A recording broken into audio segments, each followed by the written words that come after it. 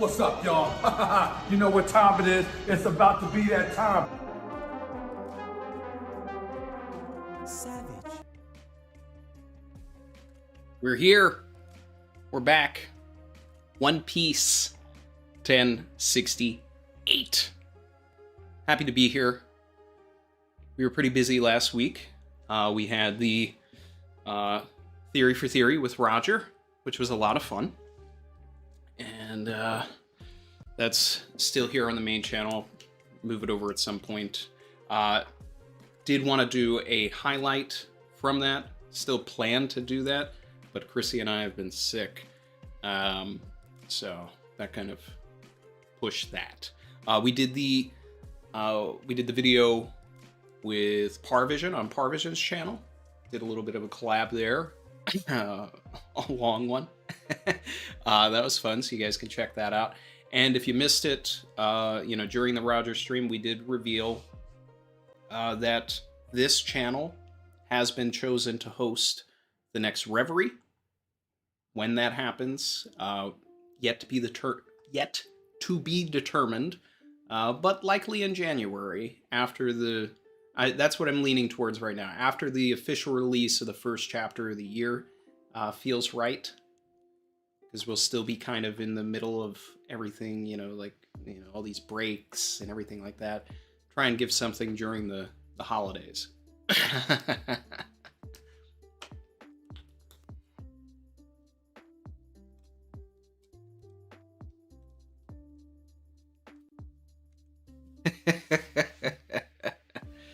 Yep. So get ready for that, guys. Get ready for that. We have been chosen. So, with that being said, if you're new here and you're not subscribed, feel the vibe. Let's go.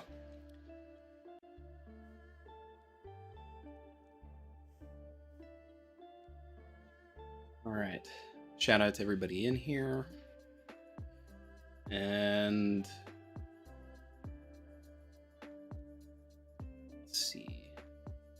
I gotta get this chapter up. I gotta get the OST pop in.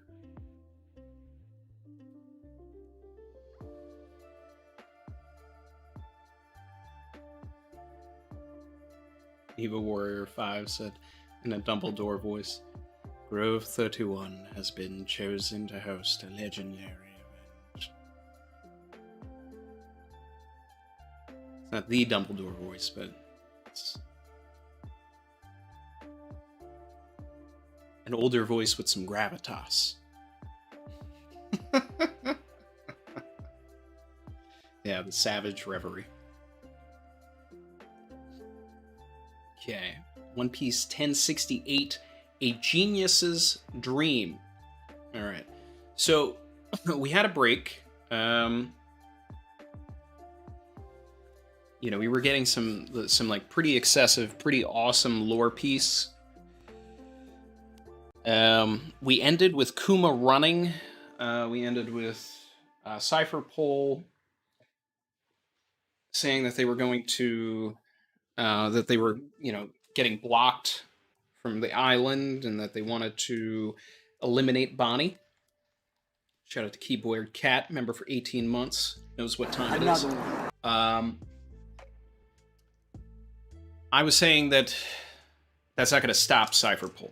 They're still going to get to the island. They have Geppo, so they may just fly there. Will they land where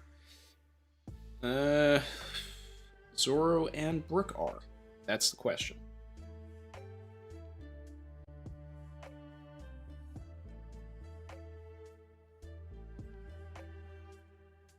Okay.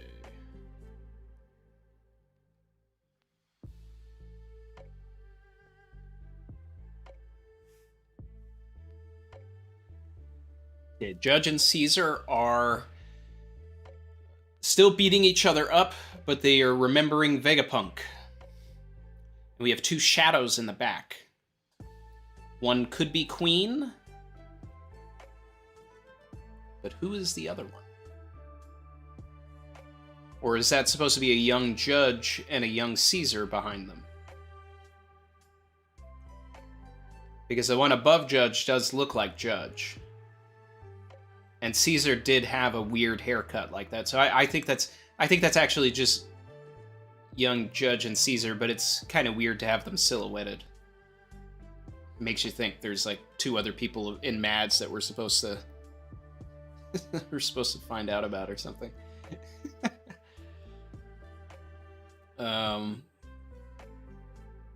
Let's see.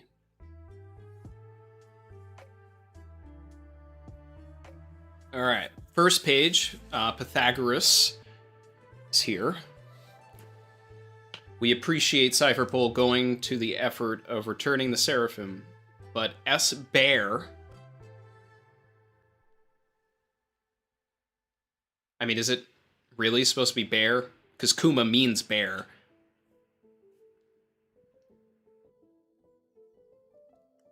Alright, whatever. Anyway. But S-Bear can make its own way from there. I regrettably won't be able to greet you in person. It's been so busy lately. Please just order it to return to the island. You can consider your mission complete. Thanks again for all the hard work.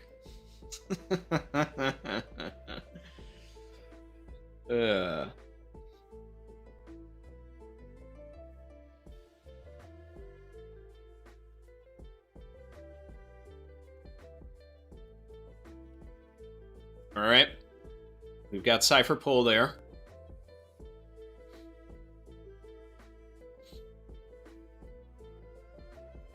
It's not exactly a warm welcome.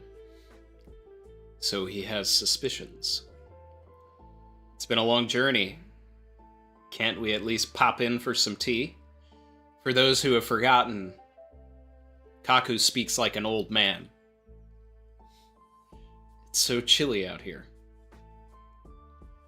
G14 is not too far. They're sure to give you a great reception. Let's see. Dr. Vegapunk, I presume. Yes. Do you have any comment on all the recent disappearances at Egghead? Recent disappearances?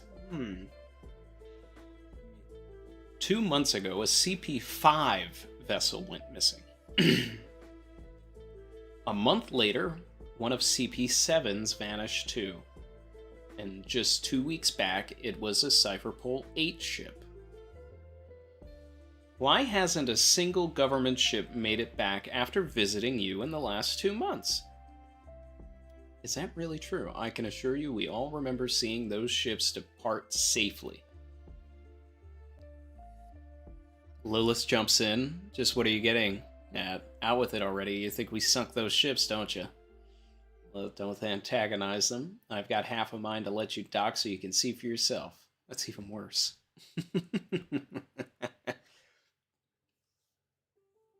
Regardless, we can't let you in. Please turn back. Very well. Understood. Cuckoo! Kerchak.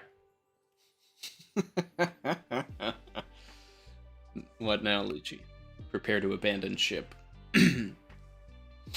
Will infiltrate using S-Bear's ability. Let's find out. What are we dealing with here? A direct assault would always end in those sea beasts making a meal of the ship anyway.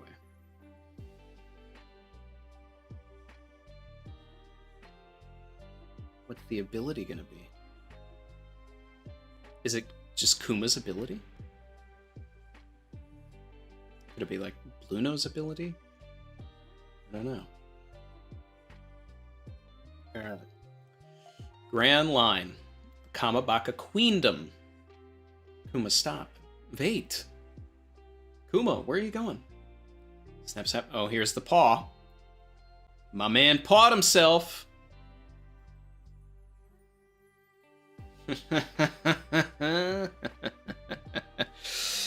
We knew it. We knew it. Kuma. Next page. Junkyard. Egghead. You want to leave with us, old-timer? How come? Isn't this your lab? It is, and up until now I've been very happy to spend every berry the government has given to fund my research.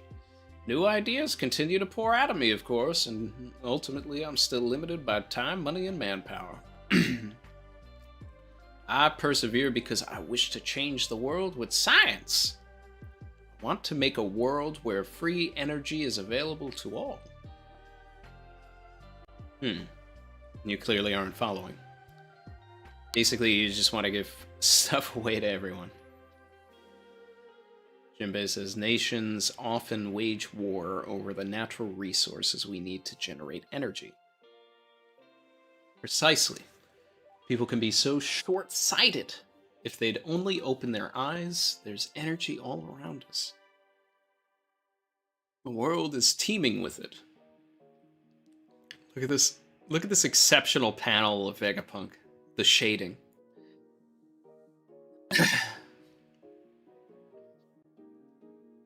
Is Vegapunk really that tall, though?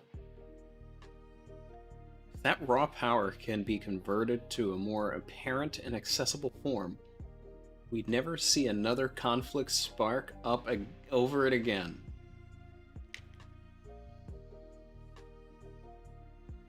Certain science will make that possible someday. This man's got a dream.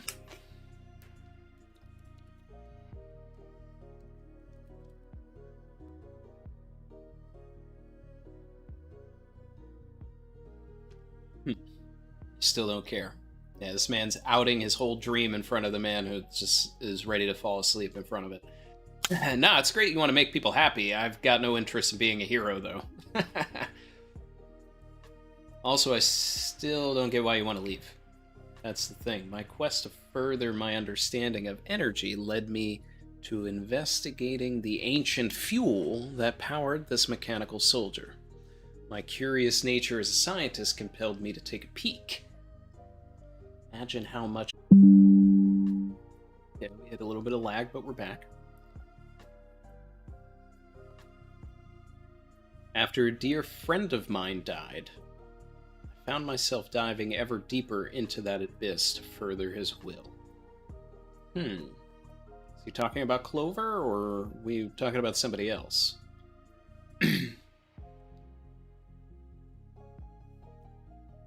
Alright. Explosion. Yeah, wow. In short, I know too much, and now the government wants to erase me just like O'Hara. That ruckus must be Cypher Pole Zero. Are we going straight into Lucci versus Luffy? Oh my god.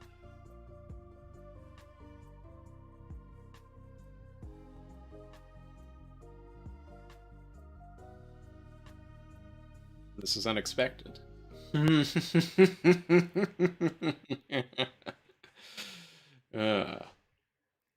Cypher Pole Zero, the direct subordinates of the Celestial Dragons. What, weren't they called CP9? CP0 is a division that stands above the rest. They say their members have historically been harbingers of catastrophe. Golly, it truly is a city of the future. I can hardly contain myself. Cypher Pole agents, don't they usually wear black suits? Why didn't they come through the normal port? Did you guys hear about the 2 weaponized sea beasts that were taken out by the coast? Don't tell me they're intruders. Chaka, CP0 are on the island. How did they bypass the port? You're the worst, Rob Lucci. Stay away. They must have realized that rejecting our request would inevitably result in the sea beasts consuming their ship. So they let it happen and used the Seraphim's paw powers to land instead. We have confirmation that the paw fruit has been entirely replicated. Alright. That means we're going to be able to paw off the island. Alright. They used Esper, huh? We have no choice then. The sacrifice of their ship shows their resolve to fight. Evacuate the researchers and workers. Atlas, make your way back to the lab. Prepare the Seraphim. We're deploying S-Snake, S-Hawk, and S-Shark. Alright. Entrust their command to Sentomaru. Sentomaru arrives. This was a layup.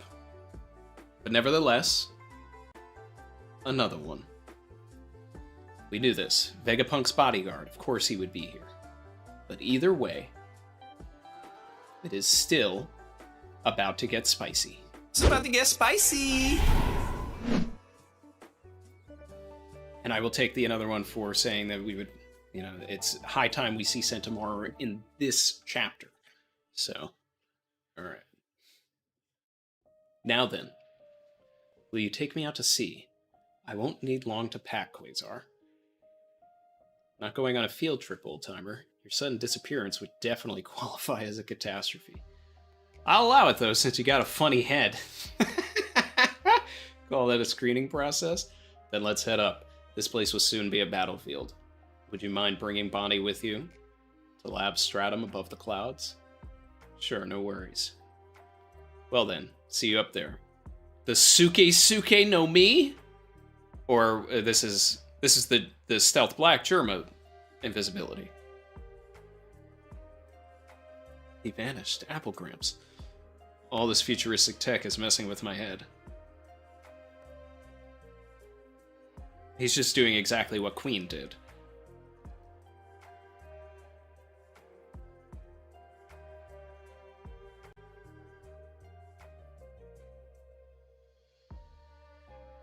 Wowee. There's a space monster. It's a hologram, though. Our guns aren't working. I always wanted to take a swing at an unworldly beast like this. You must be a genuine space monster. Rankyaku. Don't bother.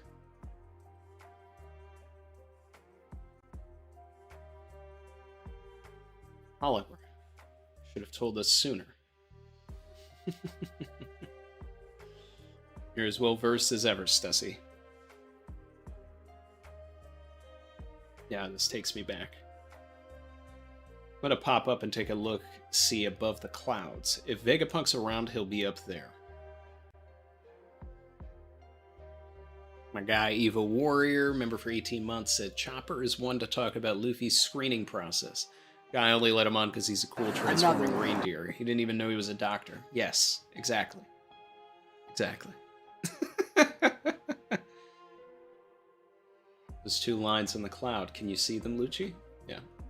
072. Now, a lot of people were talking about how there was a 066 that we were able to see. So there must be multiple numbers and multiple, like, different docks, kind of like the Archipelago, which we already have major vibes to the Archipelago, also had groves. Can you see them, Lucci? Yeah. When an enemy target crosses those lines, beep, a laser beam is triggered to neutralize the threat. It's a deterrent system that covers the entire lab stratum. They call it the Frontier Dome. So did Kaku just blow up? Kaku. Moral of the story is, it's unwise to underestimate the world's greatest scientist. You should really mention this kind of intel beforehand. So this is Stussy's quirk.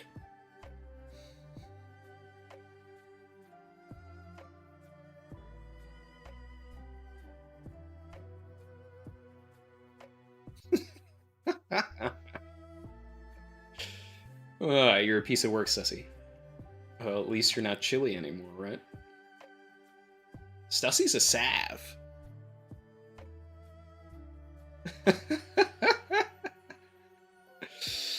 Hey, what's the big idea? Alright, here comes Wrath. I'm the only one allowed to rampage on Egghead. Dr. Atlas. Alright, so this is how Oda could... Atlas made quick work of Luffy and the rest. So if Oda wants to hype up Cypher Pole, he'll show them dispatch Atlas. This is the test. Alright. Atlas, wait, you don't stand a chance. Interesting. Ultra Mighty Punch. This isn't a game. 6 King Pistol. Dr. Atlas. Showing no mercy. My man transformed. Went full salve.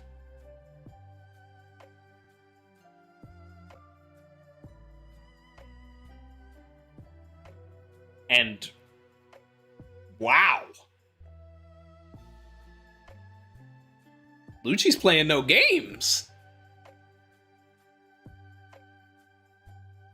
Atlas's eye? Surprise, motherfucker. Atlas played herself.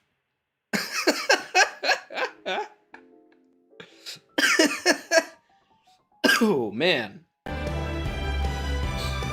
Oh, wow.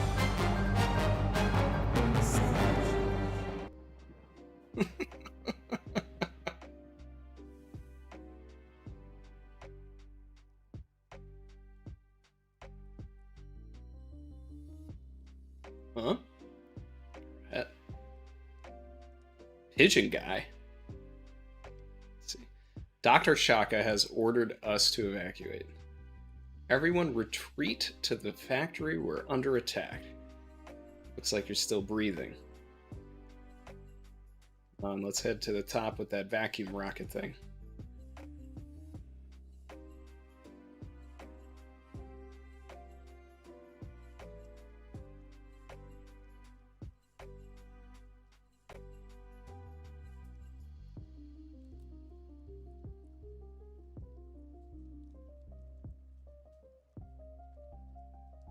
Oh boy.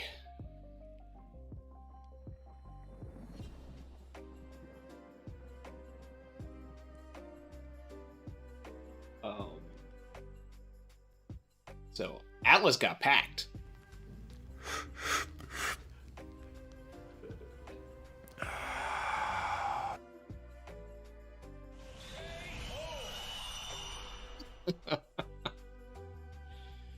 And that's okay. Atlas is my least favorite of the Vegapunks. So, thank you, Oda.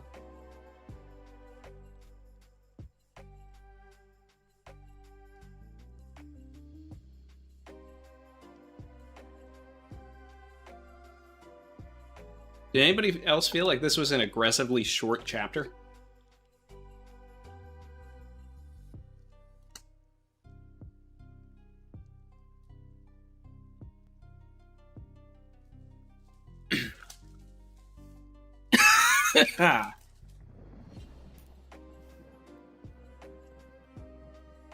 Destructive finish. KO!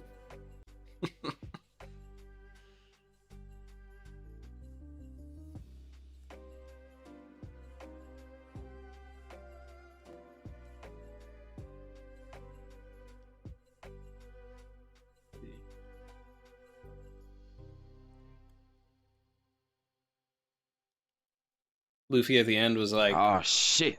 Here we go again. oh man.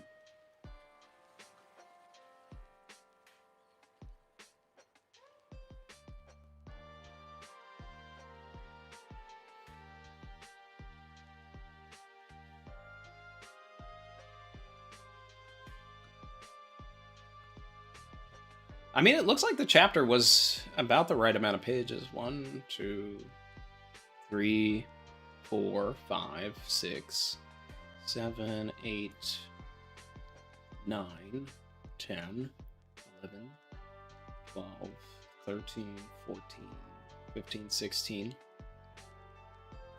Yeah. Average One Piece chapter length.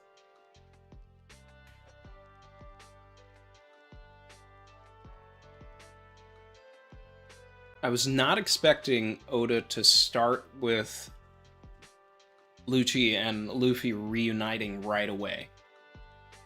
Because it's about to be on site. 1069 is like gonna be Gear 5 Luffy versus Lucci. Oh man. Things are about to get a little crazy. It's gonna get wild.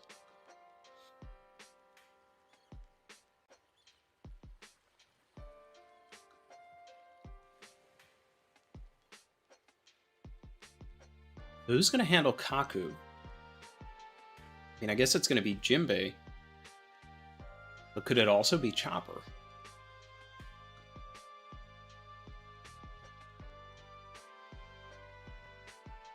So the thing is, there's 4 of them. 4 major threats, right? Lucci, Kaku, Stussy, and S-Bear. There's the fodder as well. Is Bonnie going to wake up? Ace2532, member for 4 months, said, with Kuma being able to paw himself away, I wonder if that will bypass the travel time that everyone else has when they're hit by the paw. That was my, that's what I was talking about last week. Because I was like, I said Kuma was obviously going to, paw himself here. But will he bypass the, the 2-day timeline? Another one.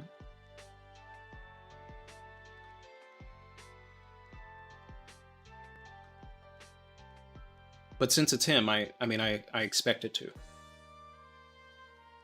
He'll be a little late. He'll get there right at the end or whatever, but yeah.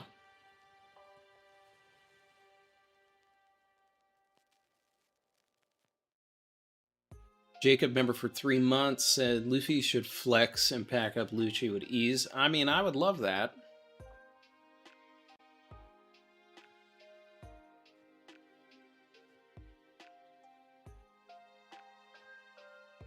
Caleb H said, by the way, Randy, I think Vegapunk was warping, not going invisible. No, I think he was going invisible. That's the way Oda draws people going invisible.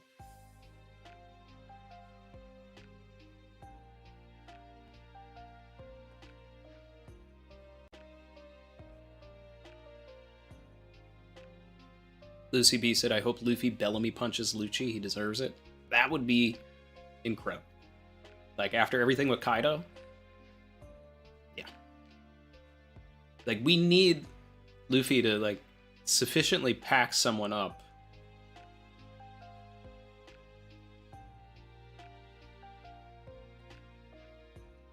Very motivated said, Randy, please look at the memes in the comments at the bottom of my bag. Oh, yeah. I did not look at that. Let me see.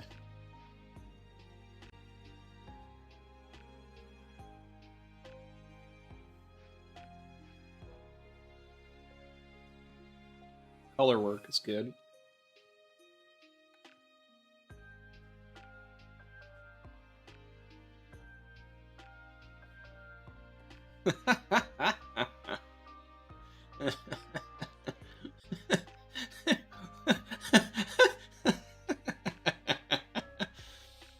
This one with Gear 5 Luffy, like, pulling on the cheetah. Oh my god. I mean, the leopard. Oh, man. Kaku, did we beat Luffy? Savage. No, that was Chopper. Oh, God.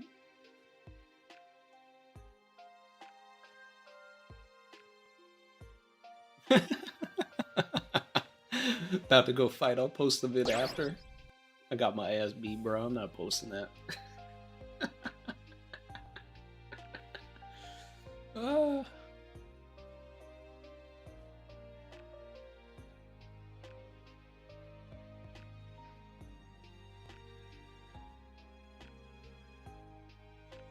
Funny.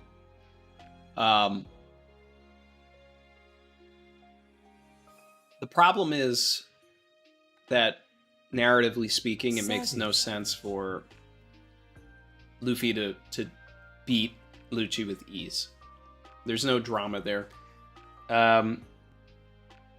If Oda went the route of having Lucci go up against some of the other Straw Hats first and have them sweat it out with Lucci, then I would say Luffy is totally going to beat Lucci and he's going to low diff him. Because Oda is having Luffy fight Lucci first, it means that Oda is trying to hype up Cypher Pole.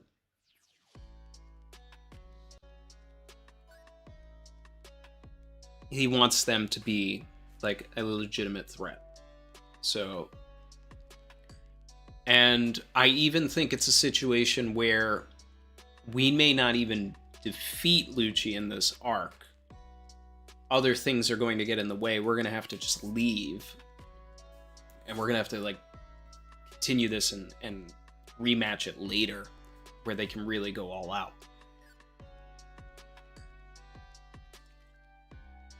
Just based on this setup.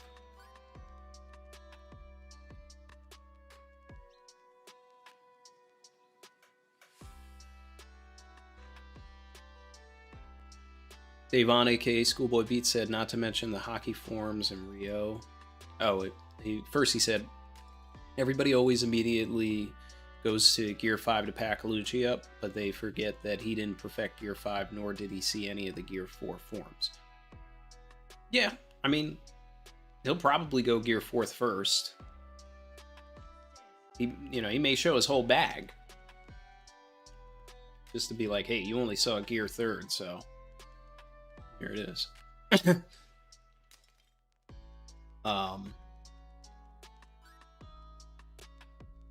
Brandon King said, since Kuma pawed himself away just after S. Bear did, perhaps their fruit's lineage factor is connected in a way that Kuma does what S. Bear does?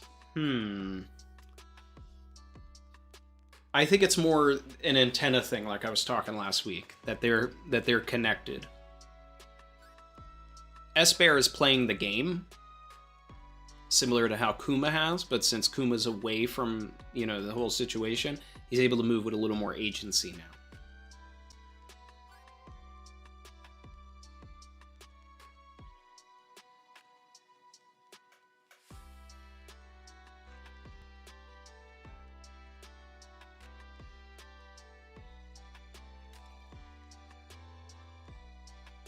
Natty Light said Lucci kills Kuma in front of Bonnie. Naoto wouldn't pull that. I mean, that's the way to make Lucci a threat. That's the one thing that was like missing from Water 7 and Enies Lobby, and why I have never really liked Lucci as a villain.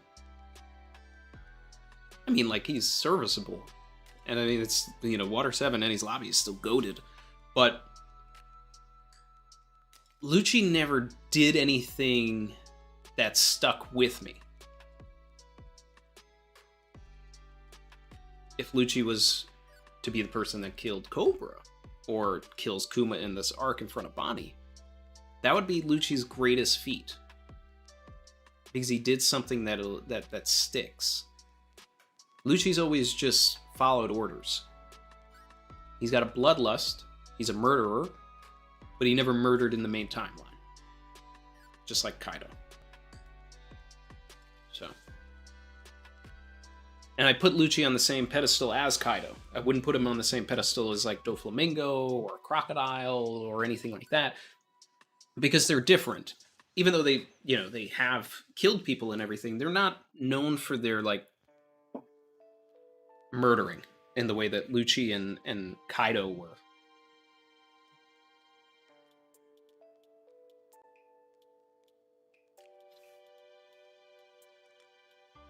Ace2532 said, you think there's a chance Egghead gets a Buster Call placed on it? Either that or it gets Leluciad. And with all of the, and with the Pawpaw Fruit being successfully replicated, that's the way off. That's the way off the island.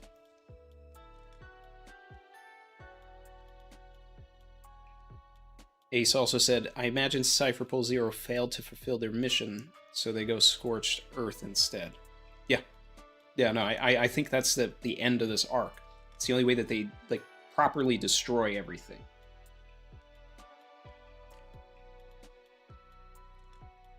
W's in the chat from my guy Ty. Lavish bracket, in a lavish bracket, gotta have it. Racks, I gotta have it. Beat my fabric. Do you see this jacket? Pay my taxes. Trust me. My man said, "Sorry, I'm late, Captain. This chapter flew by." That's what I was saying. The first thing I said when the chapter ended, I was like, "Did anybody else feel like this was aggressively short?"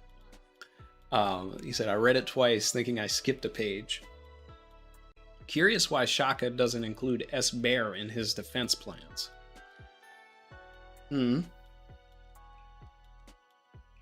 Also, why do you think Kuma is so active now and not before?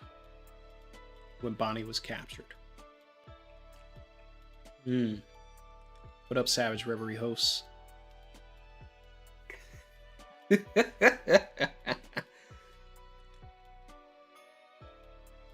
So,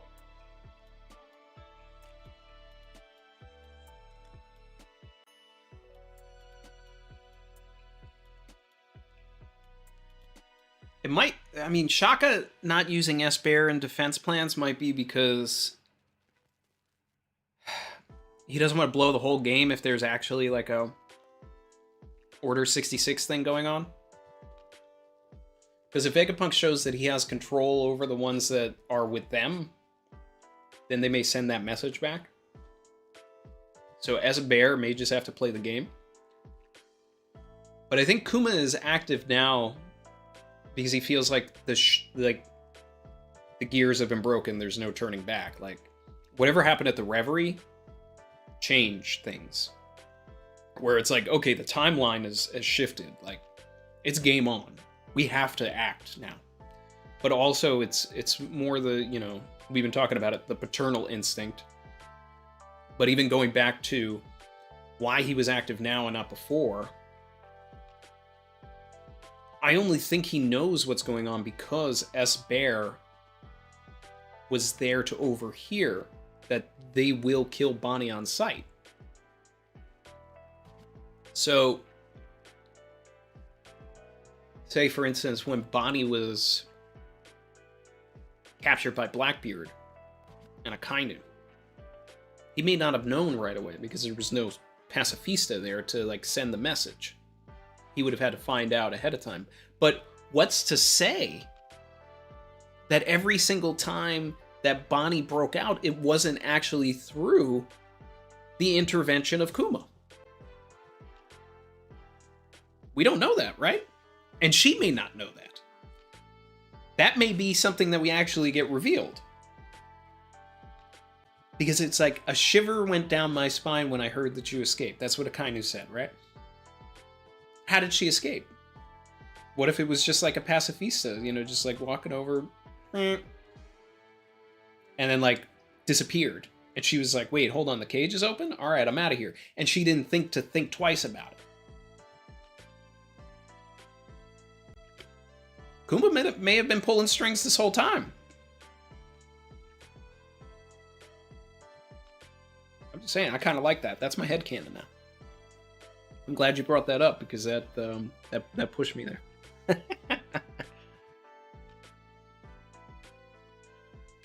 Davon Schoolboy Beats said, I think the Mass Cypher Pole Zero agent. I think like the Mass Cypher Pole Zero agent, Lucci will start to question the government. Okay, so like Dripper Scarfino, you think Lucci's going to start questioning the government? We'll see about that. We'll see. I mean, he already has started. The last time we saw, you know, Lucci, the first time we saw Lucci on his way to Egghead, he was questioning the government. But the thing is that I don't want to redeem Lucci. I really don't. I want him to remain evil. I want him to be irredeemable like Akainu. But if we had to redeem either Lucci or Akainu, I will choose Lucci every day over Akainu.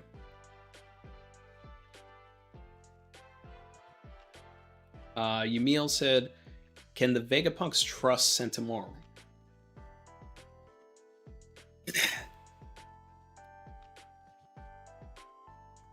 It's a great question.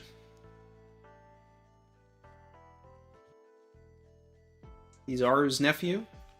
Kizaru's definitely all about absolute justice. But Sentomaru is order-based. And Sentomaru is also a Marine. It's not the Marines that have been issued the order to kill Vegapunk.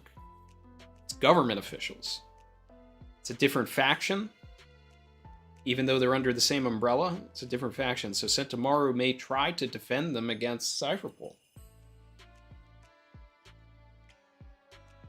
Might even see Sentomaru get in the way of this Cypherpole fight. That'd be crazy.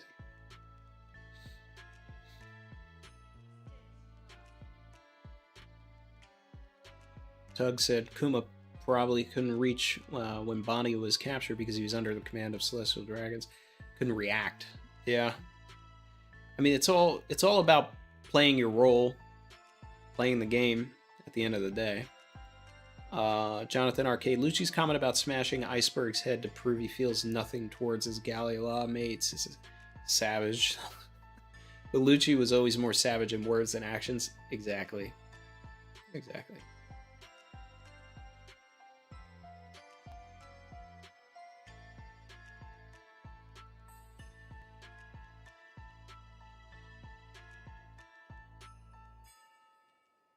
Let's see.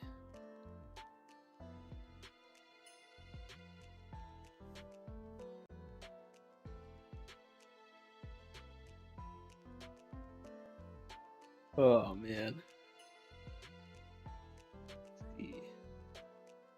Cosmic Goaty said, I have a working theory, and the main part of it is Kuma being programmed by Vegapunk with a protect daughter in danger function. When they get to the Stratum Lab, he'll probably explain more. Yeah. I mean, that might have been a condition that Kuma made sure to put in. Like, all right, I need to protect the Straw Hat ship. And for no reason can any of, me or the pacifistas attack Bonnie.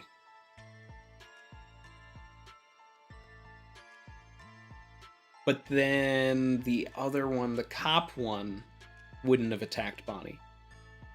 And the cop one did. So that, I guess it would just be the main one. The real Kuma would have that built in, but not the... Man, that's crazy. Not to put that in the other pacifistas, though.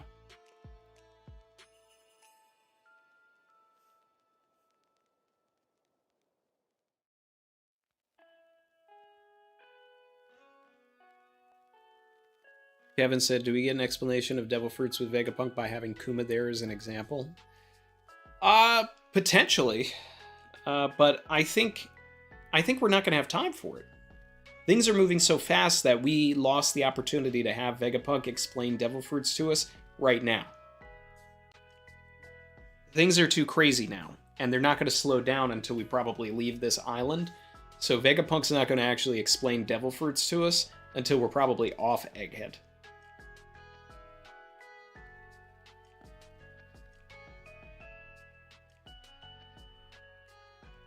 Unless the fight does get interrupted, Ty, and sufficiently enough to where we can actually have a breather from Cypher Pole.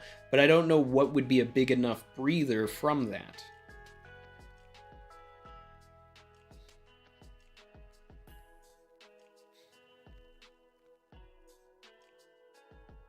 It all depends on if, we get Fujitora involved in the arc. And he decides to, switch sides and protect Vegapunk against the world government. Because Fujitora is definitely Team Vegapunk over the world government. I just need Fuji here. Fuji gets in between this battle. That would make sense to me. And we'll start building against the, the good Marines versus the world government for the final war. Dio said Kuma pops them away. So Kuma arrives, and then E Honda's Cypher Pole. I like that, actually. I like that. And then, because they can't get a hold of Cypher Pole,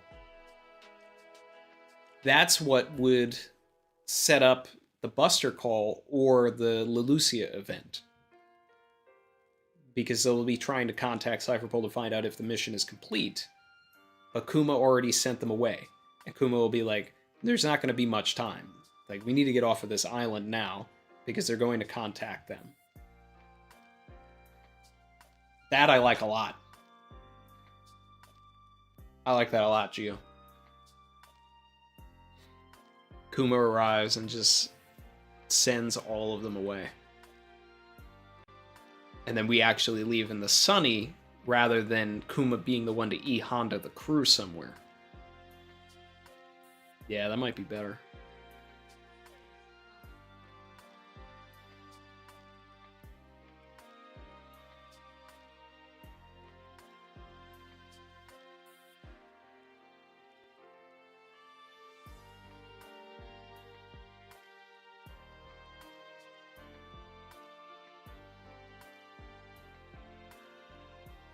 Jonathan said, what are the chances, what do you think the chances are we don't get a fight here now? 0. It doesn't matter how long it is.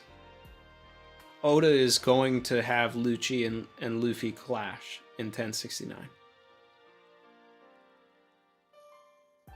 And if he, cuts to something else or, whatever, which I highly doubt, it's going to be in 1070. But it's almost, as far as I'm concerned, it's 100% guaranteed that we open up with Luffy, like, just going full on-site to Lucci.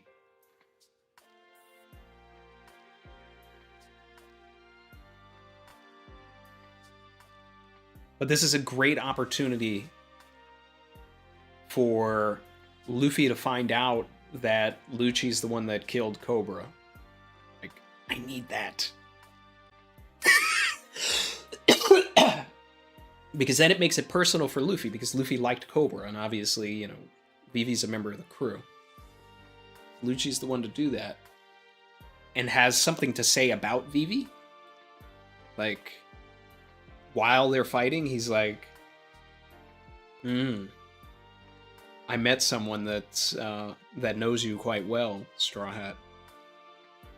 And then he says her name, and then, like, Luffy just gets enraged. It's like, what did you do to Vivi?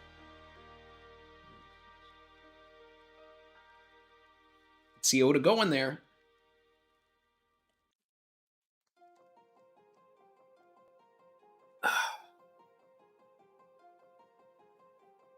And with Lucci being with the Gorosei in Film Red, like, it just furthers my thoughts, even though it's a movie, that, like, he's the dog for them.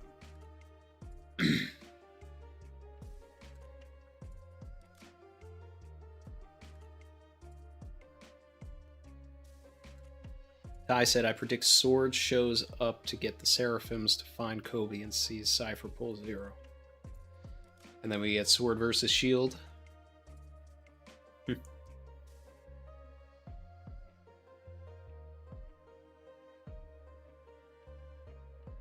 I mean, they were set up, so...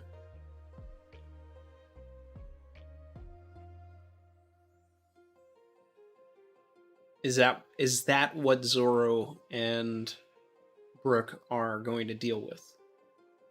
So Zoro is going to reunite with Helmeppo.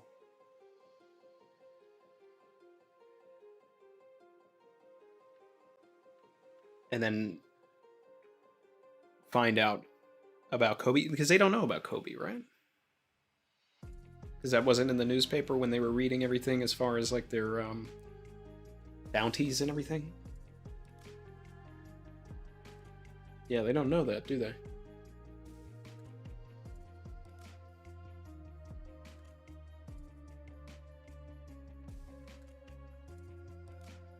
I could actually see that, since there's a tie between Zoro and Helmeppo, as far as, like, narrative is concerned. And then they can kind of scrap for a little bit.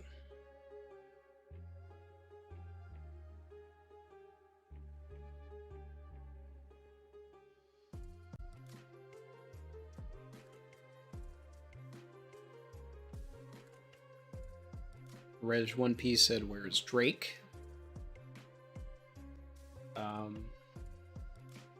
Hopefully with Law. Proud God Law. Can you do something for me?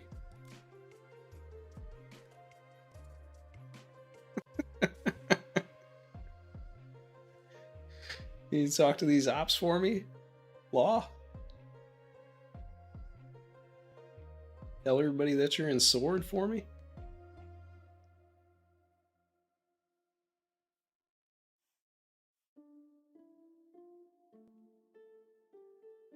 But the crazy thing here is, like, still Brook has not fought a Cypher Pull agent, and I need him to.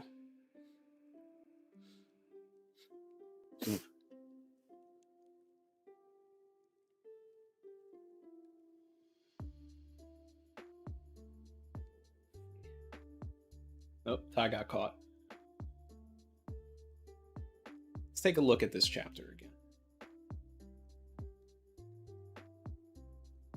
Riccio said Lucci's not that strong.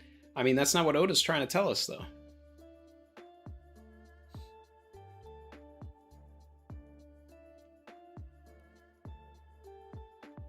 Oda had Atlas low diff Luffy for a reason, so that when we see Lucci low diff Atlas, we're like, whoa.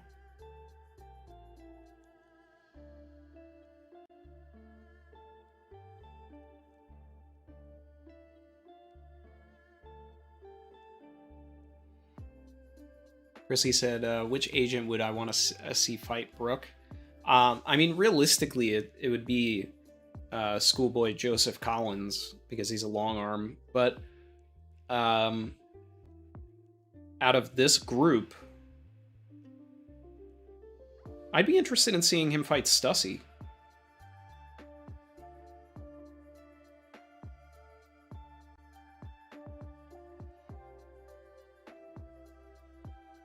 Yeah, I'll go with Stussy. Well, I mean, like, I think it's meant for Zoro and Kaku to have a rematch, I guess. But Stussy never fought any of the original Straw Hats. So, I mean, while I would rather it be Robin, Brook is acceptable as well.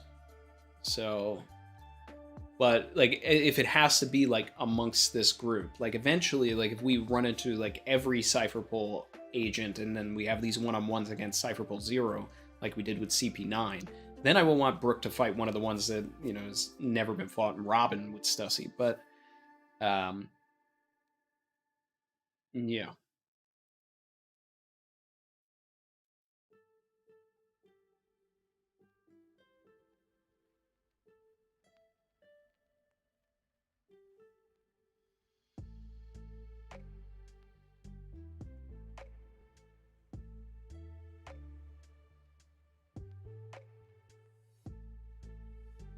Loggy Doggy said Stussy versus Bonnie. Yeah, I mean, if Bonnie gets up in this particular instance and it's just in that immediate room, then yeah, it'll be Bonnie versus Stussy. But if it continues and Brook gets involved, I don't know. But my headcanon still is that we don't really have a like big fight this arc. And then it just makes sense with what Gio was saying earlier, that if Kuma comes and then he slaps all of the Cypher Pole agents away to delay this fight to something later. Because I do see us fighting Cypher Pole, but I see them being like an end game, you know, thing. Like before we get to Emu, everybody has to fight a Cypher Pole Zero agent because they're protecting the gods, right? So in that instance, then I would see, you know, Luffy versus Lucci again, Zoro versus Kaku again, Robin versus Stussy, Nami versus Khalifa again, Brook versus Schoolboy Joseph Collins,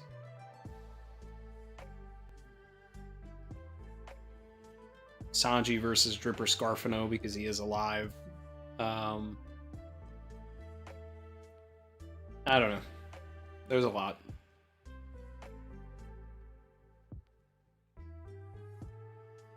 My guy Par's in here. He said, "You think there's an option where Stussy is a double agent? It's a small window, but that line of familiarity with Egghead plus her withholding trap info gag could spin to be plot."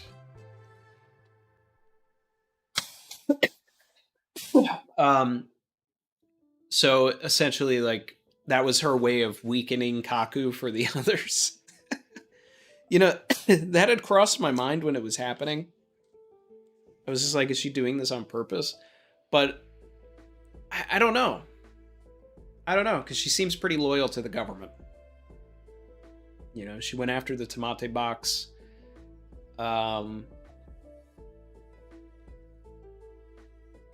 Could she be a double agent? I mean, I wouldn't rule anything out.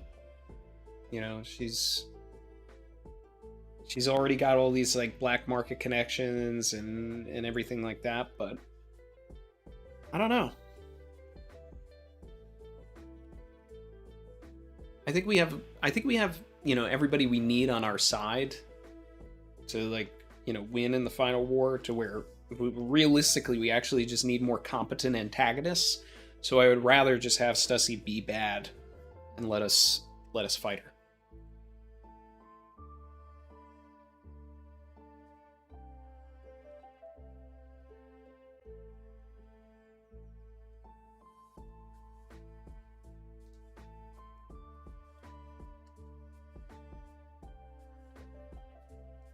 Thank you.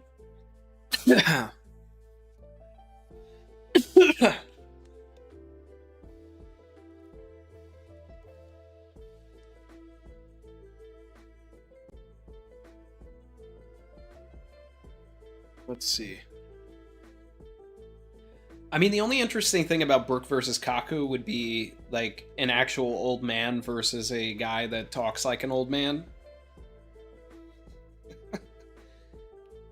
So Brook would probably constantly comment on Kaku's like vernacular.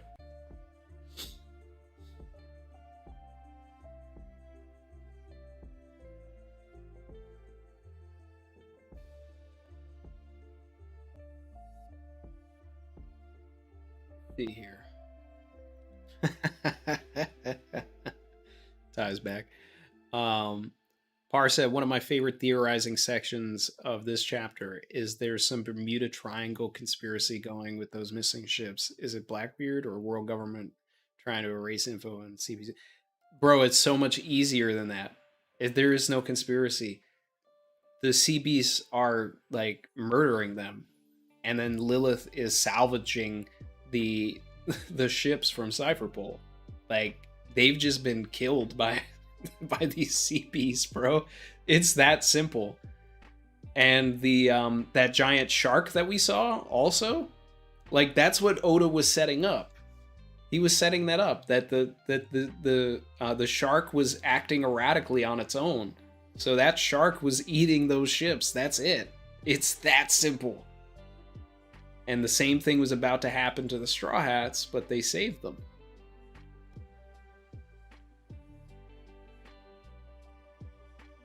Stussy, a former lab assistant of Vegapunk. That's interesting, Ty.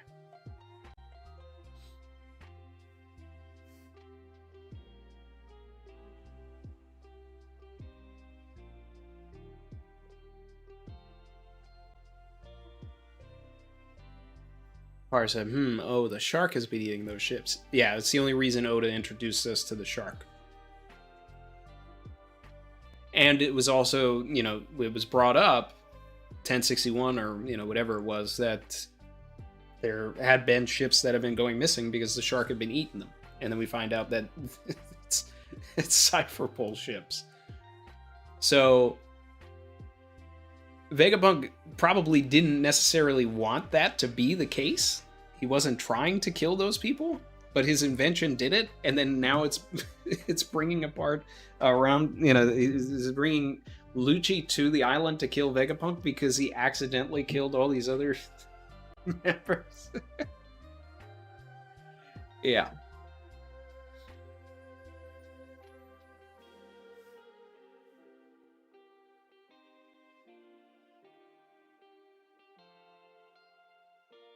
Let's see here.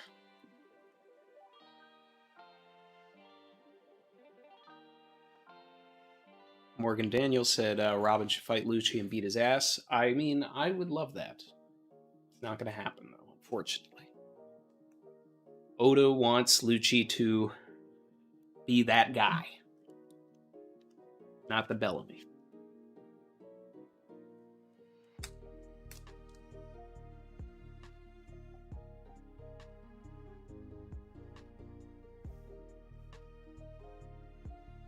Let's see. It's been a long journey. Can't we get at least popular first? You know what's crazy? Are we really only 7 chapters into this arc?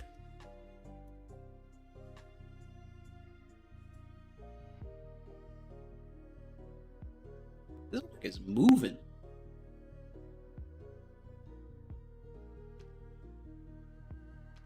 Yeah, 1061 was the first one. I'm going back to 1061 because I want to see this shark thing here. Yeah.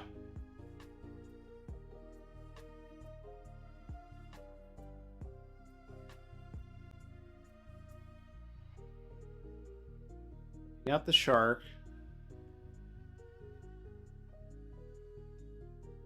And then what does Lilith say again?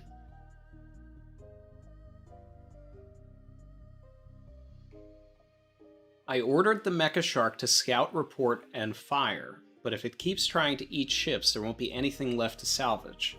Must have bungled the programming. Yeah, so the shark has been eating the Cypher Pole ships. That's just a layup right there. It's not anything more than that.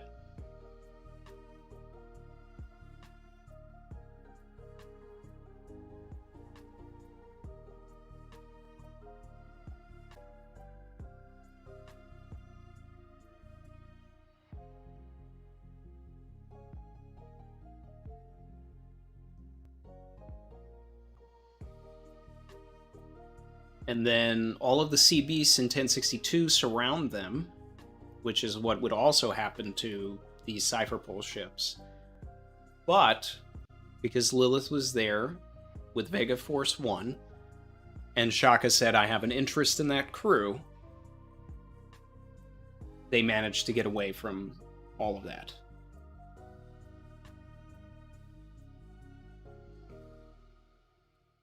Now, one of the other interesting things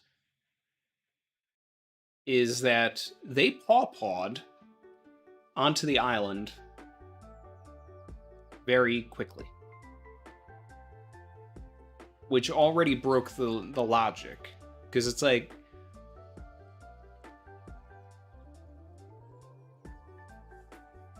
Oda said that it would, take 2 days and 2 nights or whatever if you get hit with that to get anywhere. So you would assume that even if the place is close by, you would still be floating in the air somewhere for 2 days until you came crashing down. But not the case. If you're close by, you can get there immediately. So it would seem.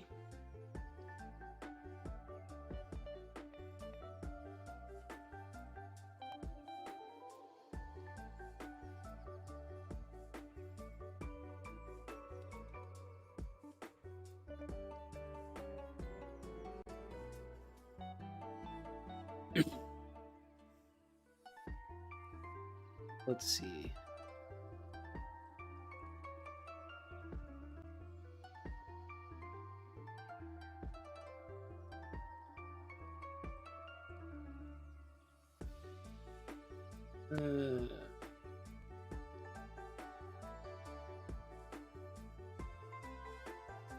Just went back to 1063 for a second.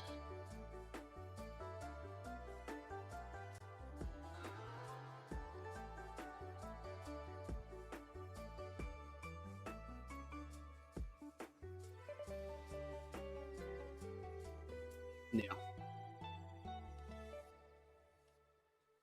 So, looking back at 1068,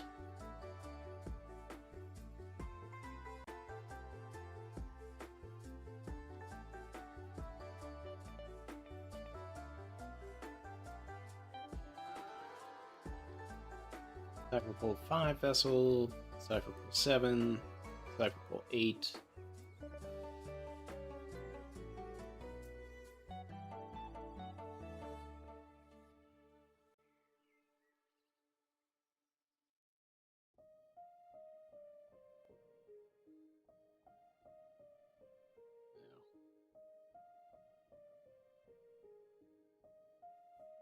My man really poofed himself, Kuma. Let's see what everybody's talking about.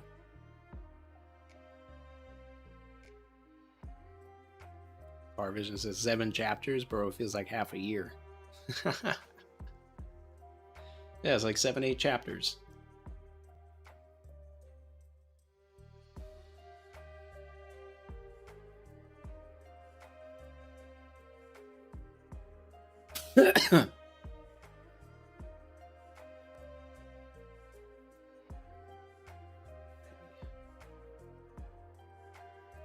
Everybody's bringing back 1057.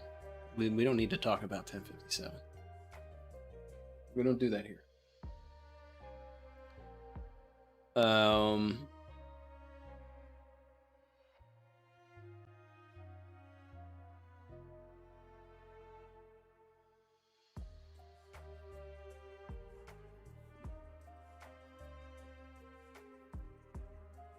Cosmic Goaty said, what if it's an artificial pawpaw that only goes a short distance? I like that.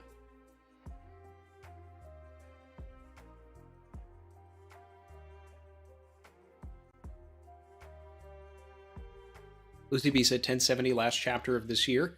Depends. I mean, 1069 could technically be it also, but it really depends. Like, sometimes we only get 2 chapters officially in December, and then the first chapter of the new year leaks.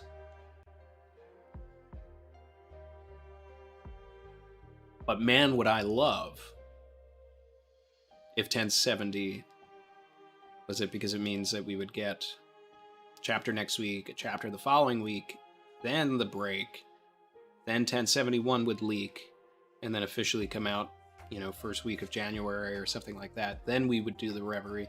That'd be a good timeline.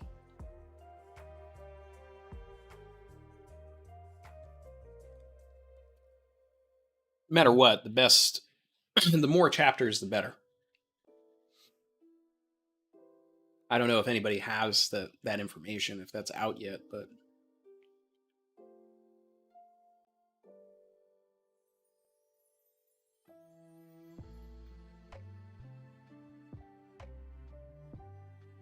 we got Mark Creasy in here. Let's see.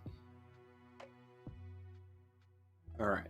So, looking back at this Vegapunk section, he wants to make a world where free energy is available to all.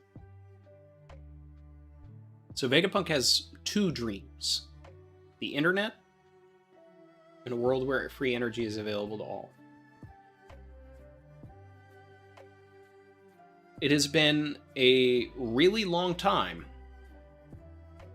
an exceptionally long time, since we have met a character that has so openly exclaimed their dream in front of Luffy.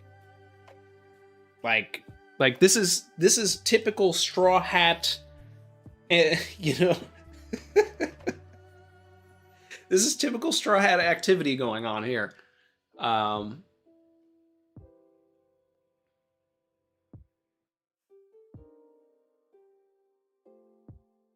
Could we really be getting this old man? I don't know.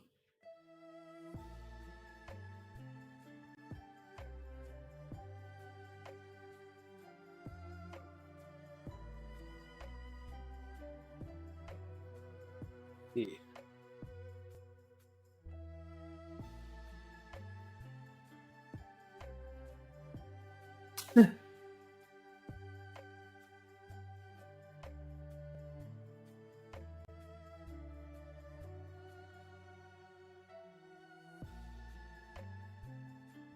Vegapunk wants world peace. One Piece. P-E-A-C-E. I think his dream is too big for the crew. Because his dream is essentially what we're going to get at the end of the story anyway. So, he doesn't necessarily have to come with us. But his will be inherited.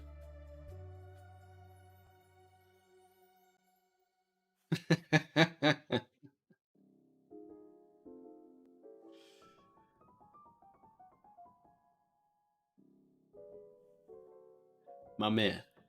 Lavish bracket, in a lavish bracket. I said, did some captain say something about a reverie? Yeah, you know this. Do you see this jacket? I opened up the stream by, Pay my taxes. letting people know that if they missed it when we were with Roger, we will be hosting Reverie 11, likely in January. W's in the chat for Big Ty.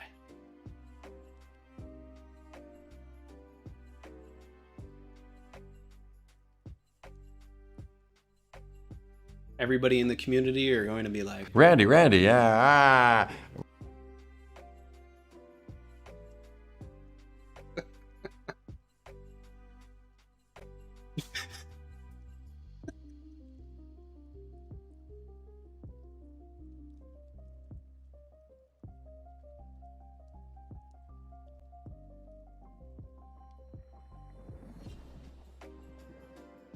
it is a good start to 2023. For sure.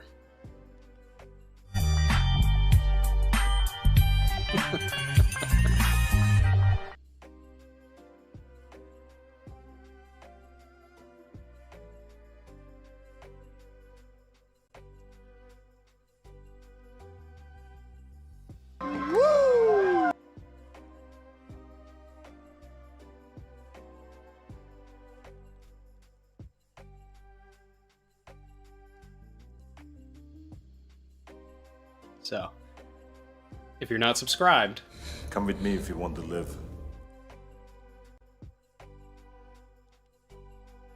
there's a button.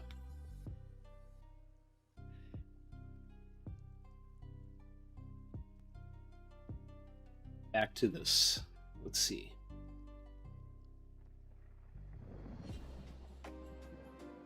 Curious nature as a scientist compelled me to take a peek.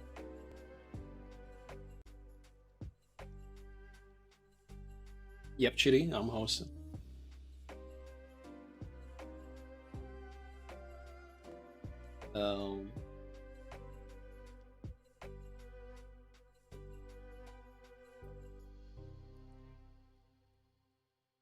Xavier as a scientist compelled me to take a peek. Imagine how much we'd learn if that forbidden thread of history was unraveled.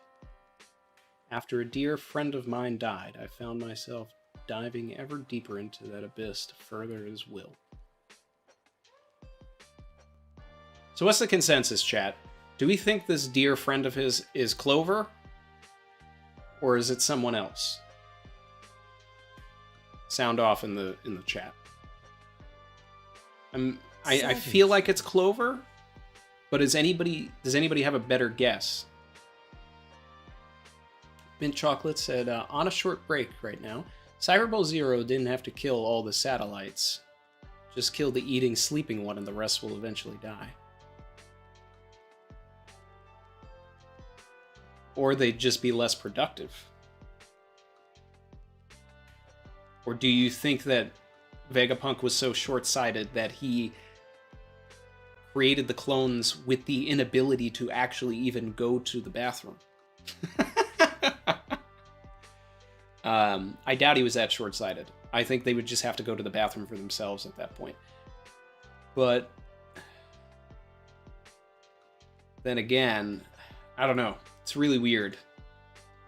It's just there's a lot of logic that doesn't have logic.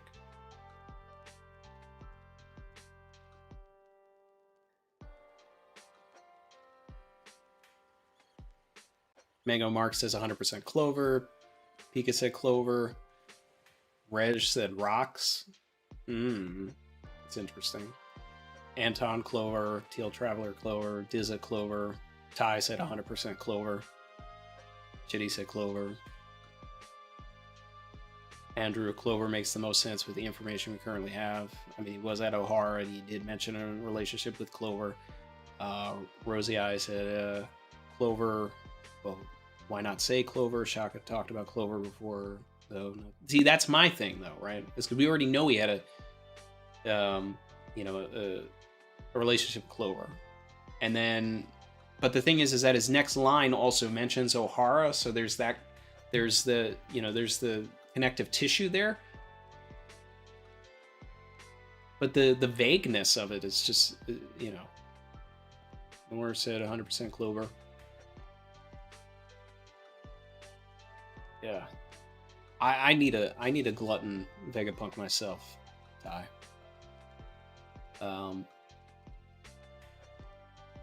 We'd no longer have chair piece, that's for sure. Let's see. Chad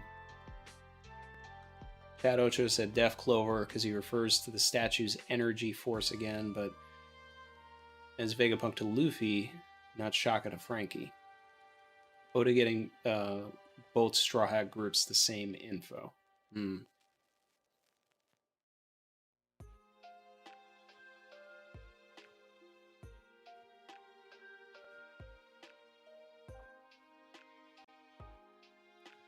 Could be Olvio.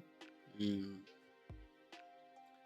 short, I know too much, and now the government wants to erase me just like O'Hara. But what was the implication that let the government know that he knows too much now? That's what I want to know. Because he read those books years ago. What did he do that let them know that he knows what he knows now?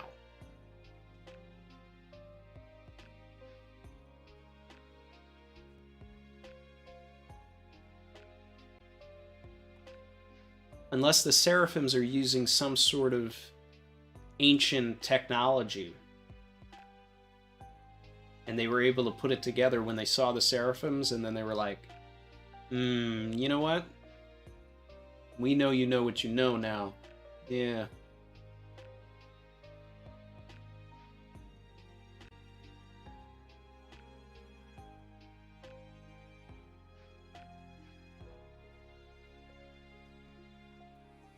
Brandon King brought up the doctor from the NL cover story from Baltimore. Reverse engineered the automata. That's probably the best guess that I've heard. I mean, there should be some sort of connection between those two, because obviously they're from the same island. Green blood. Maybe Mons, Robin's dad. I would love that. I would love that. Especially if Robin's dad is a D. Need that.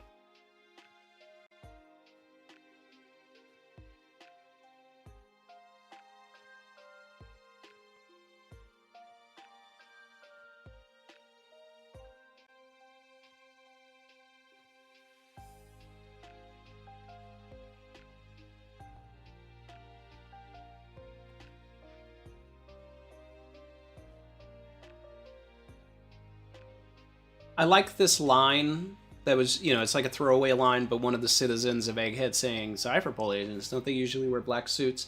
Because it helps the idea, we've kind of gotten too used to Cypherpole Zero right now, but we have to remember that Cypherpole Zero is the hidden organization of the government. And they were very visible at the Reverie, but Cypherpole Zero doesn't usually show themselves. So it's a good thing to show people not actually recognizing, them.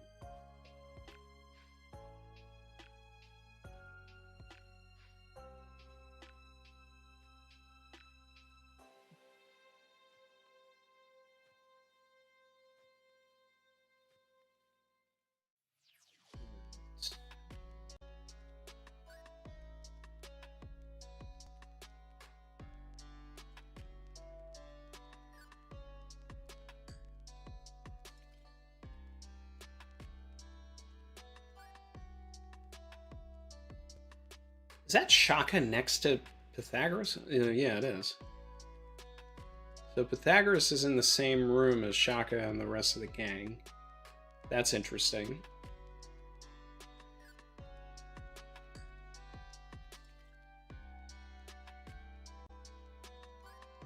The rest of the Straw Hats have to convince Shaka to remove the boots so that they can, get involved in this fight.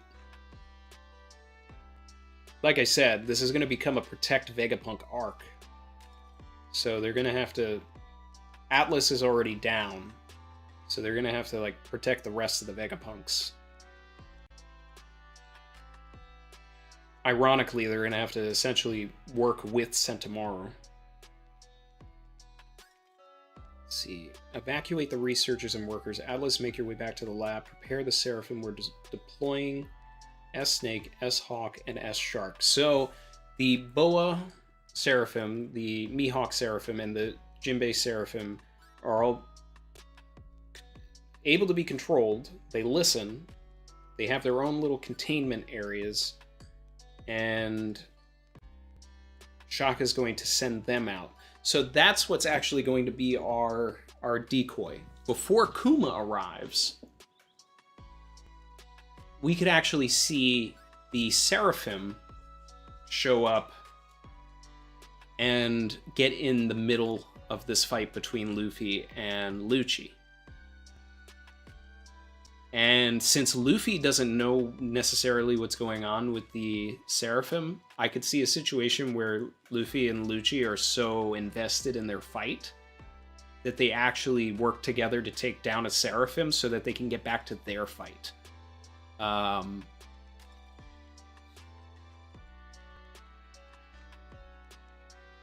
Jinbei is going to finally see a Seraphim.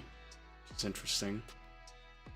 Sentomaru is going to be there as well. This is going to become this is going to be like a battle royale right in the main city of Egghead. Egghead's getting destroyed.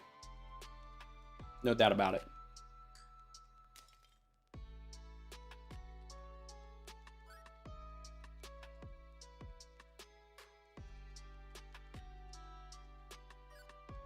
Teal Traveler said, is the Order of Disappearance the Order of Strength among the Cypher Pulls? Absolutely. I mean, and it's in numerical order as well.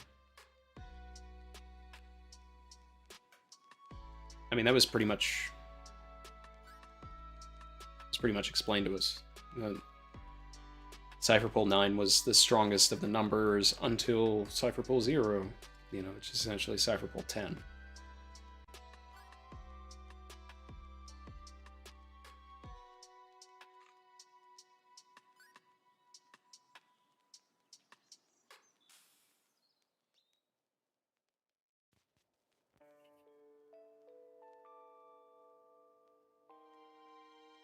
Vegapunk's coming with us, though. I said this. Like, I mean, and with Luffy, you know, saying that he allows it and all that, he's coming with us to Elbaf.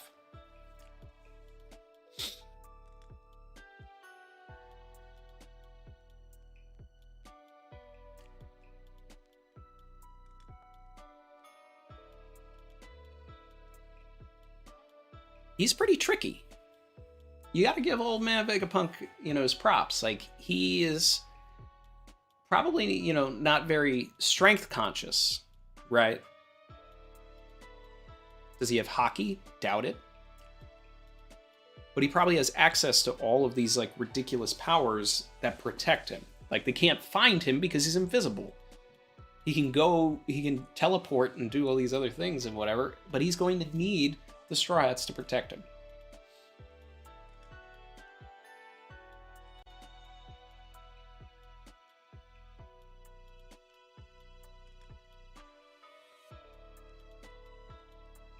Yo, stop spreading lies out here, man. I said no such thing.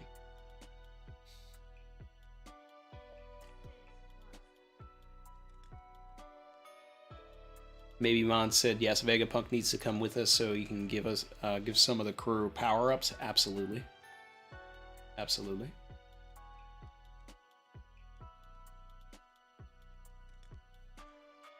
Baby Pluto, was Sentomaru on the Cypher Pulse ship as the hidden character? No. Sentomaru is definitely on Egghead. When Sentomaru was introduced to us in the archipelago, the Oda box said Vegapunk's bodyguard. So Sentomaru was always going to show up in this arc. Now the difference here is that Vegapunk is trying to ditch his bodyguard for new bodyguards. So we'll see how that's going to go.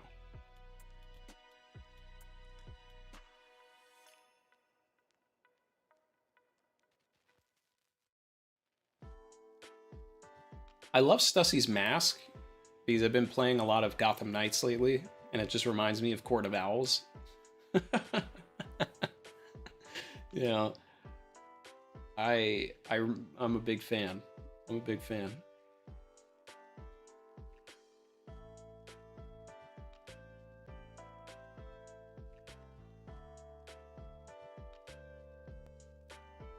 I said French toast, low diffs pancakes.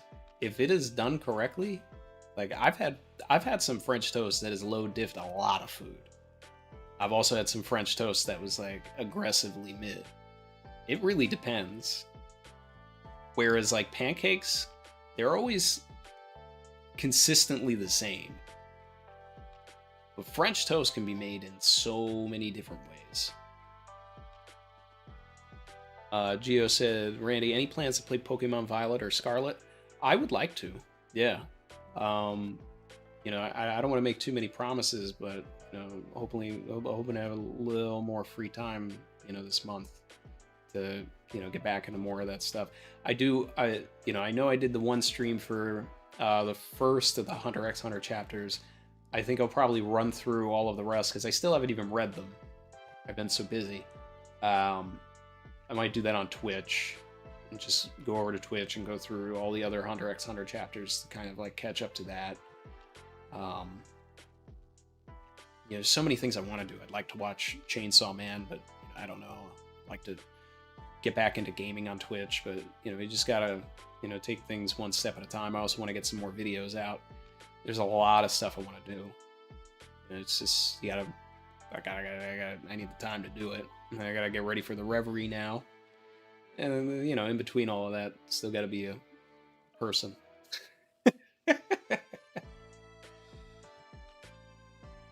Damn, Chad said Scarlet and Violet is aggressively mid. That's wild.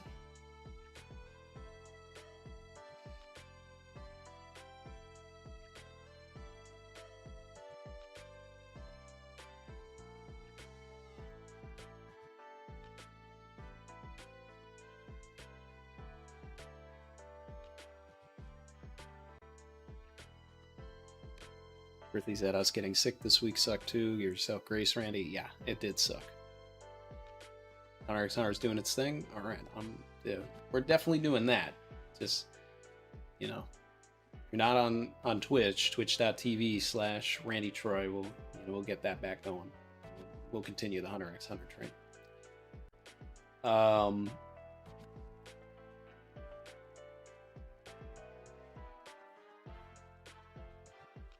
Kako uses Geppo, flies up above the lines.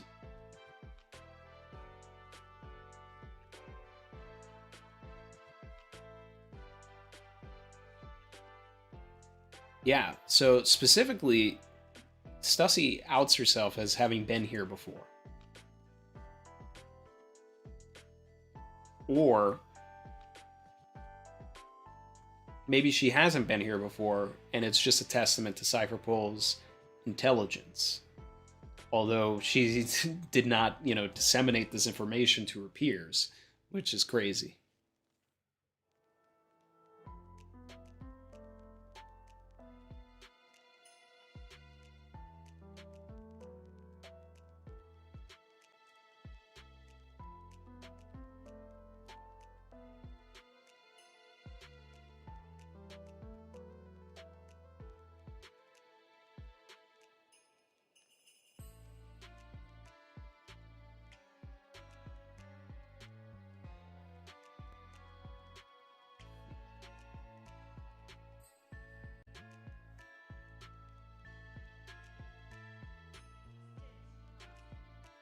I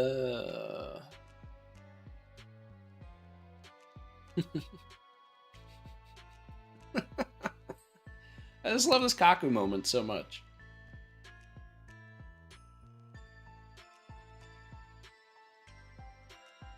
Low key, like Lucci taking out Atlas might be one of my favorite things that they've ever done, because I don't know, I don't really care about Atlas. You want to talk about aggressively mid?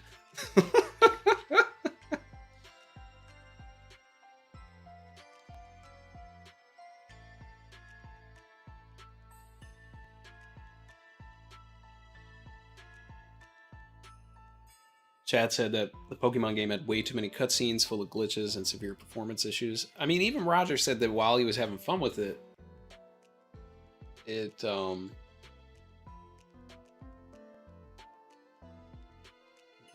had some that it felt like they rushed to get the game out. That's what he said. That they just wanted a holiday game, and it probably could have used a little more tweaking. Because I'll tell you one thing, like, when it comes to Pokemon, the last thing I care about is the story.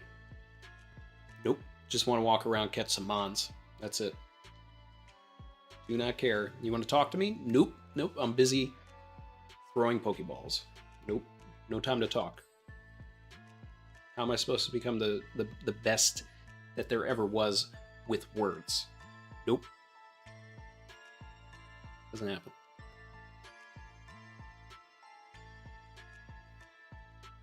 Ties back.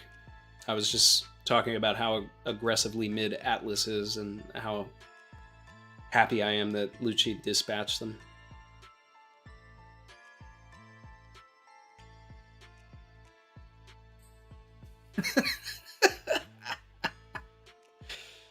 If you're wondering what I was laughing at, I was looking at the panel of Atlas's face all cracked.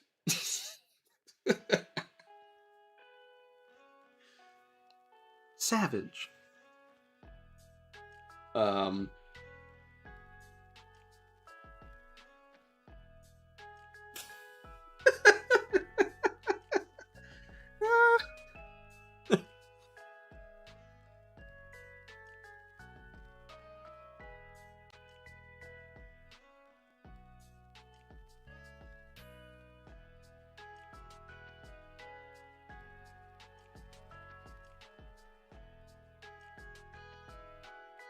The second laugh was the other panel of Atlas on the floor. I love how there's just one panel to remind you that Chopper is in the story and exists on the last page. Like, it's a very skinny panel of just a cute Chopper. Like, it just is like Oda had to hit a quota. Like, he just had to hit a quota. There just needed to be a Chopper there.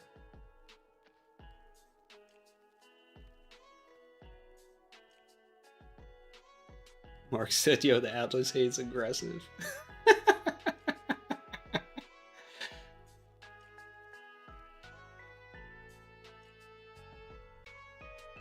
My man Oda really drew some like sweat lines on Luffy's face. Like he just beat Kaido. But he's got Luffy having PTSD over here.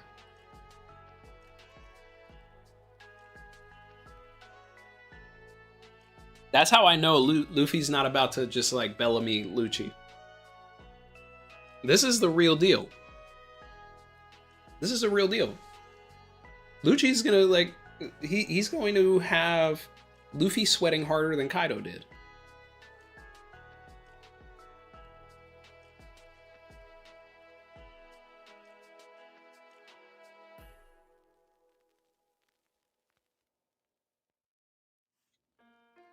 Am I excited for the new Indiana Jones? I am.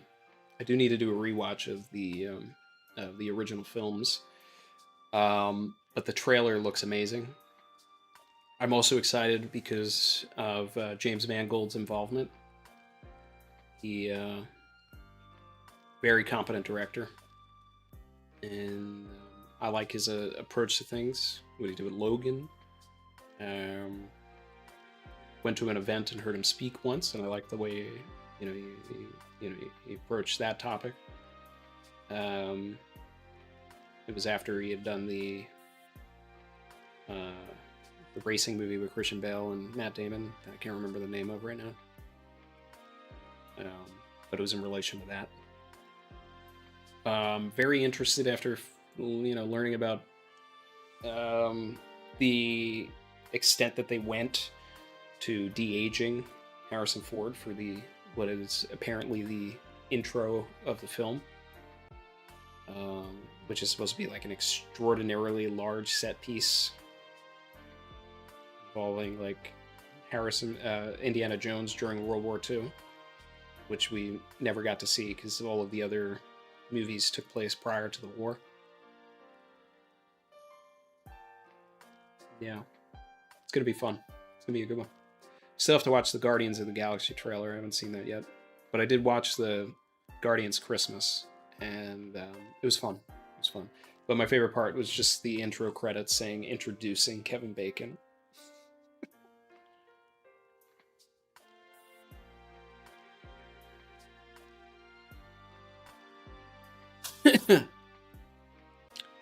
Shy Guy Pro said, just catching up now, but does anybody think Hero Look could be Vegapunk's old friend?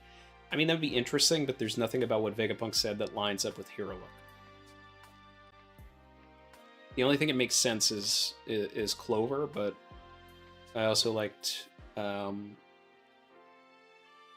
the doctor from Baltimore that was in the cover story for Anel, and I also like the idea of it being Robin's dad, but the most obvious answer is Clover.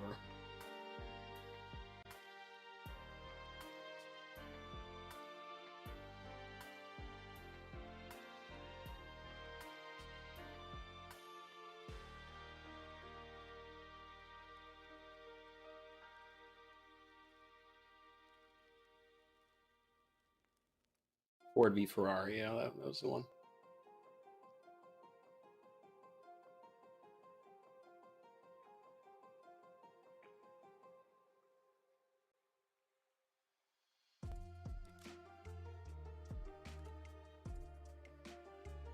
Let's see.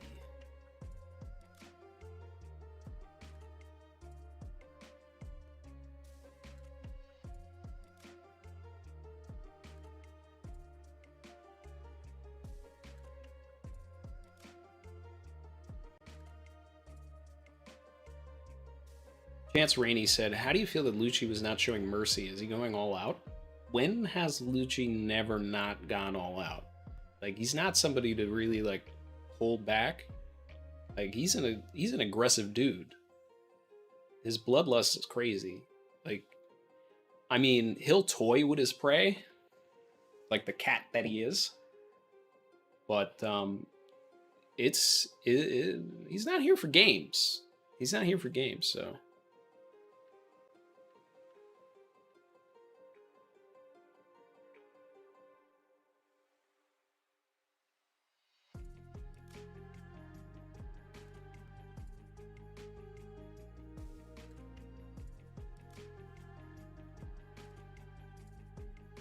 Say Gino Brown.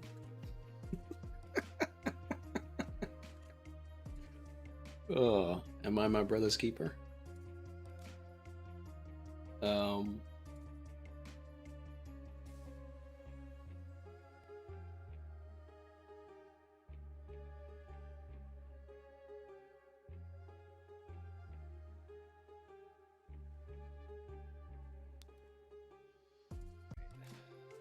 Let's see here.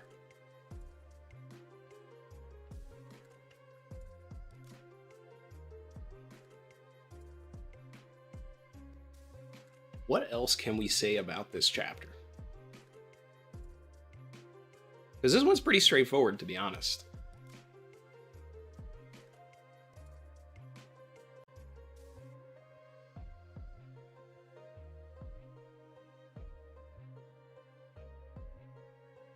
Like, and the next chapter is setting up to be a fight chapter more than anything. We've been getting a lot of lore, and the editors are pressuring Oda to put some action into the story because casuals are falling off. That's what's happening.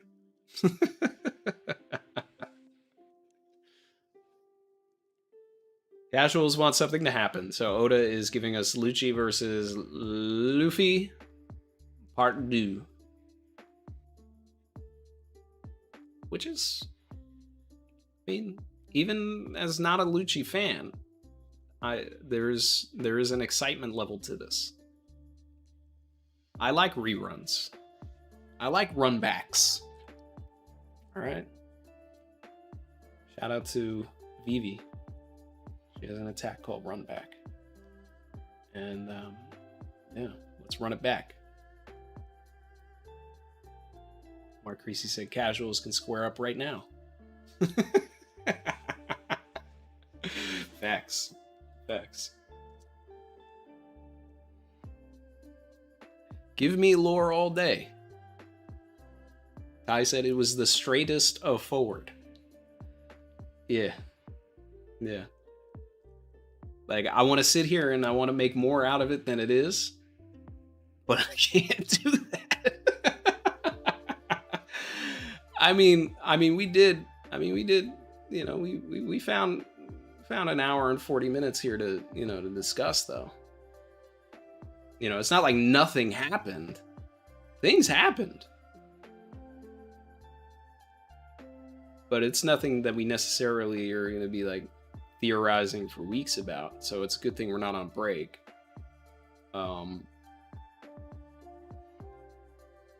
There's going to be a lot of people that are going to be focusing on whether, how this Luffy and Lucci fight is going to go. But I'm going to tell you right now, Oda is doing this for a reason. He wants Lucci to be strong. He knows that the Luffy versus Lucci fight is iconic. He knows that this is one of his best characters, and he is going to milk this out. He's going to make it a high diff fight between the two of them. And the only way for one of them to win in this situation is not going to happen here. There's going to be an interruption of some sort. And this fight is going to get postponed, and it's going to continue, maybe even in a different arc. But this is setting up Cypher Pole Zero as a major contender for final villains at the end of everything.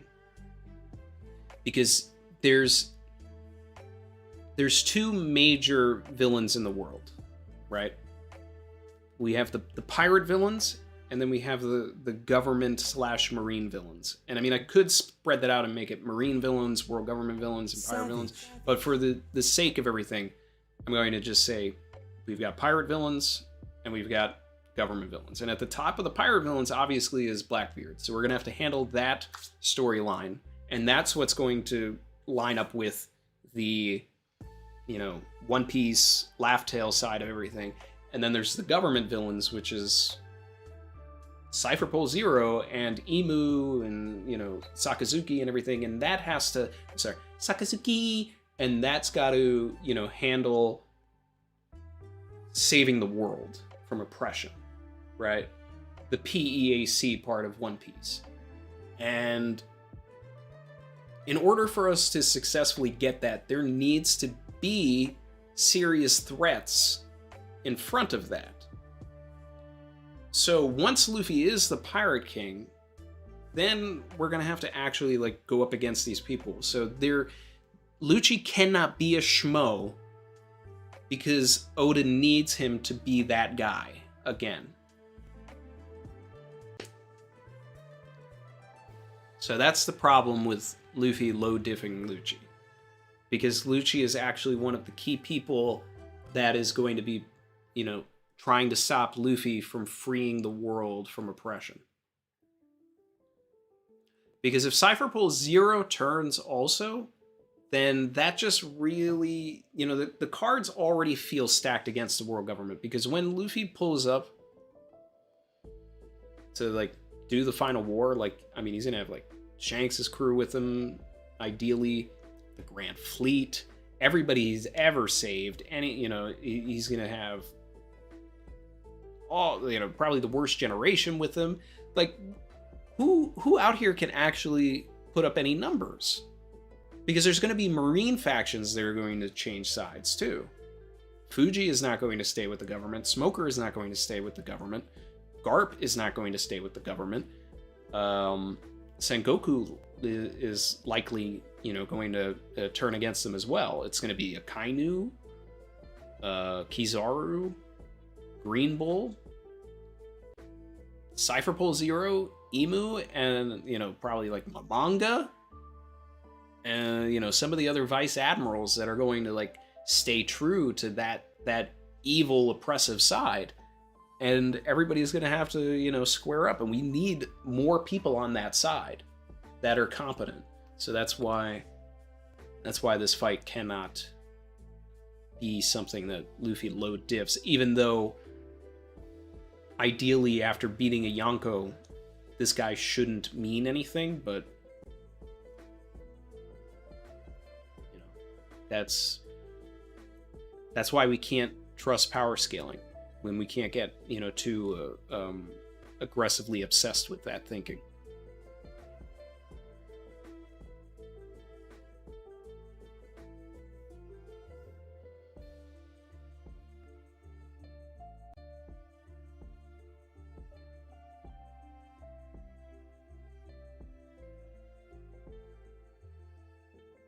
I said, where's the president of Crocs Guild? Oh my god. I want the Cross Guild. I want more Cross Guild. Give me that. Jonathan Arcase, I got a dip. Want to quickly say congratulations on landing the rubbery host gig. Definitely hyped for starting the year with a Don. My guy. Appreciate you.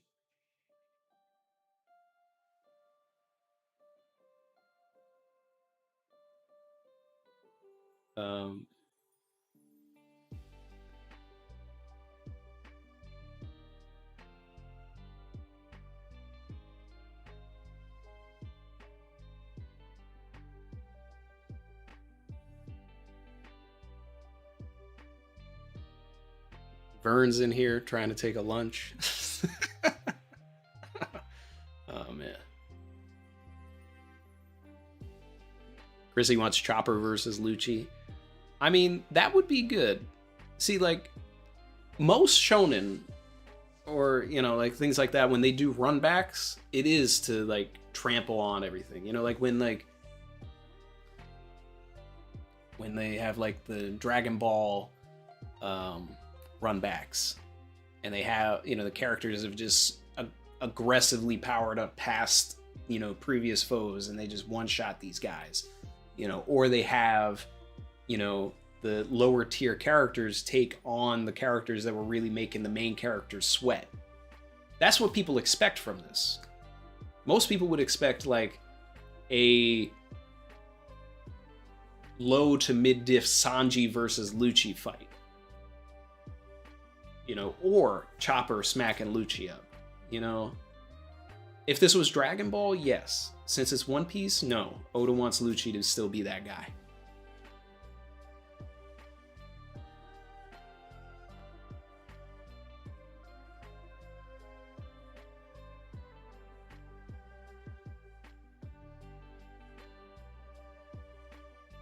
They say Momonga's a good man. Look, I love Momonga. But I think if he had to make a choice, I don't know if he would be on the good side. I would hope so. As a Momonga stan, I would hope that he would choose the right side. But I don't know.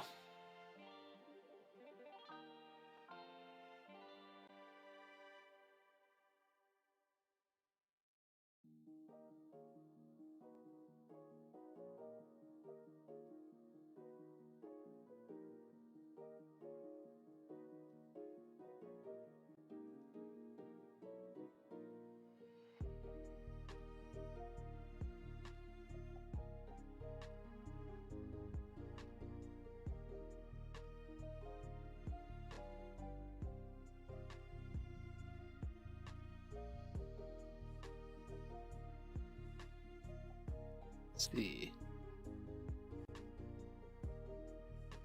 Barry said Momonga will come to the right side. I have faith. I mean, let's see. I mean, in film Red, he was with both Fuji and Kizaru, so I guess he could go either way. If he's on the Kizaru side of things, then he's bad. If he's on the Fuji side of things, then he's good. So it's a tough call. It's a tough call. I expect Onigumo to remain bad. Let's think about Vice Admirals here. Doberman, probably bad. Dalmatian, bad.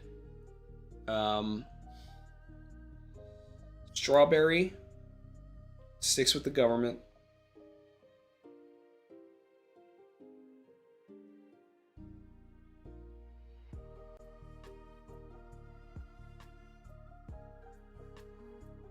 Yamakaji, it doesn't even matter because dude's trash.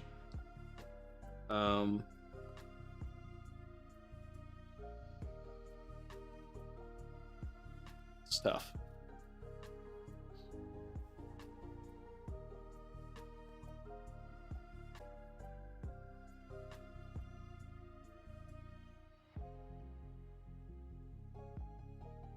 Federico said I came in late.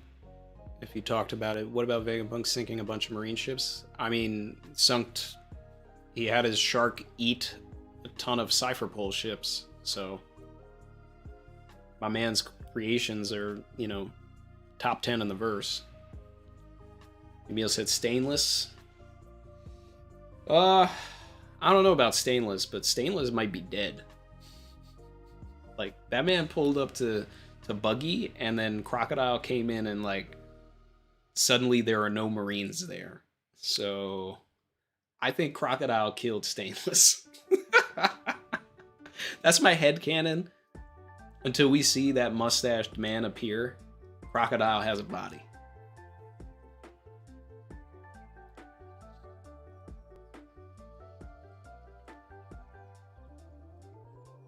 T-Bone I could see being good.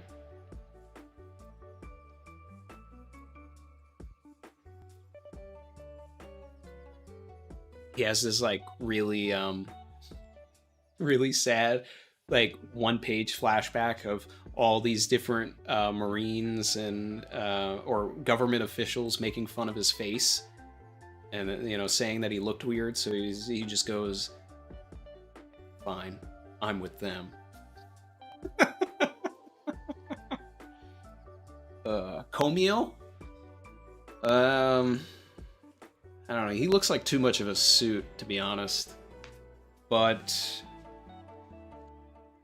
he did try to help Lelucia, so maybe Komio actually is ends up being a good guy. Because he's upset about, he finds out about what happened to Lelucia, and then Komio is like one of the people that turns. Actually, yeah, I could see that. See that. If you don't remember, Komio was the one in the Ace cover story.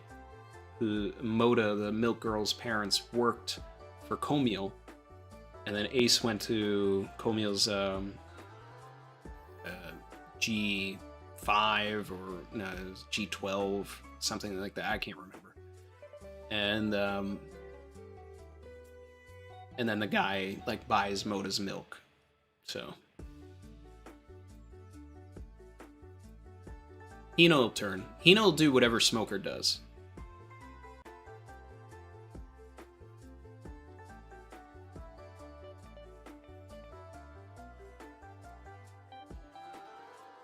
Shadow just said, love the Yamakaji hate.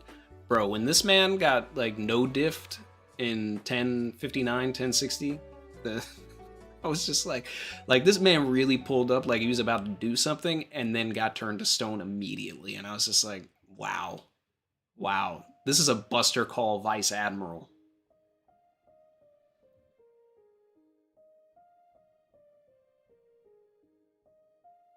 This guy's a Buster Call Vice Admiral.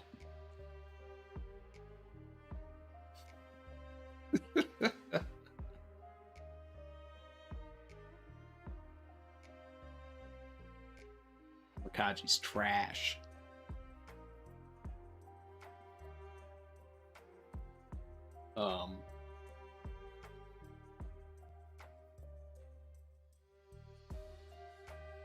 This man's forever goated though.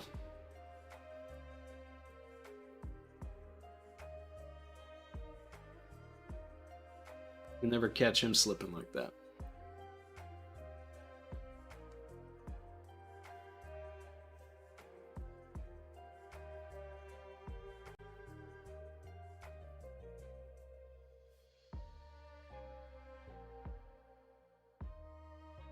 Let's see.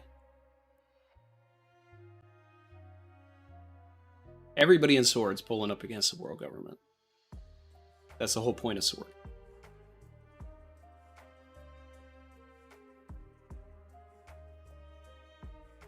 Vern said, don't know if it's already been said, but do y'all think we're going to flee Egghead and end up in G14? Seems like Oda keeps reminding us it's nearby.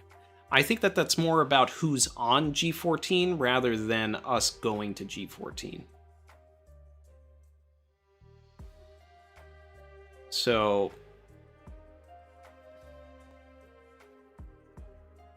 just, I don't know about the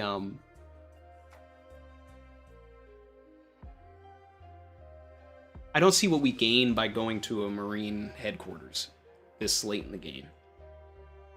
Like, it's not like we have to like get some documents or something like that from there. So there's nothing. I don't think there's much to gain there.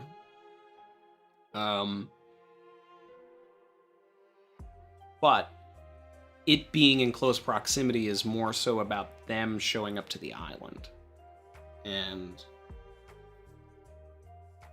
so I could see that.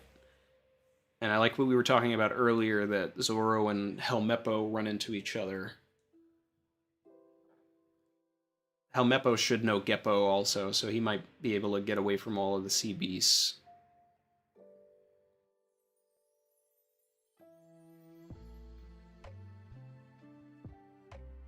Then they start pleading for Seraphim, but Cypherpole is trying to kill Vegapunk. So then we get this situation where the Marines are actually going up against the Cypherpole agents because they need the Seraphim to save Kobe. But the Cypherpole agents don't care because they work for the Celestial Dragons and the government, and they don't need anything from Vegapunk other than his head on a stick. So things could get chaotic. Either way, sword versus shield all day.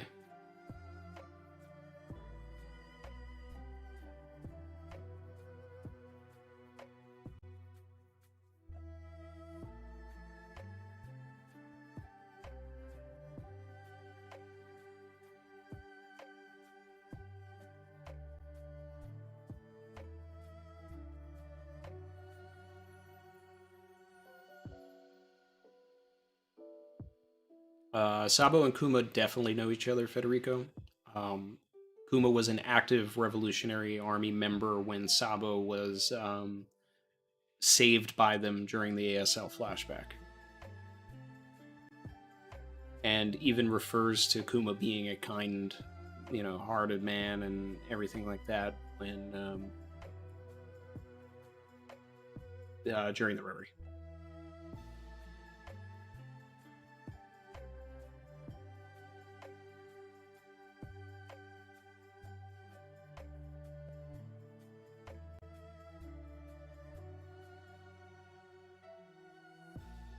Damn, Vern.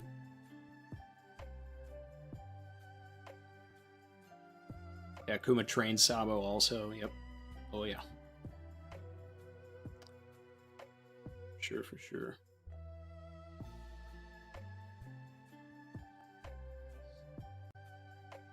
Loggy said, will Boa and Mihawk Seraphim be older when we see them again? Doubt it. Doubt it. That's just going to complicate merch. Their age is their age. He just didn't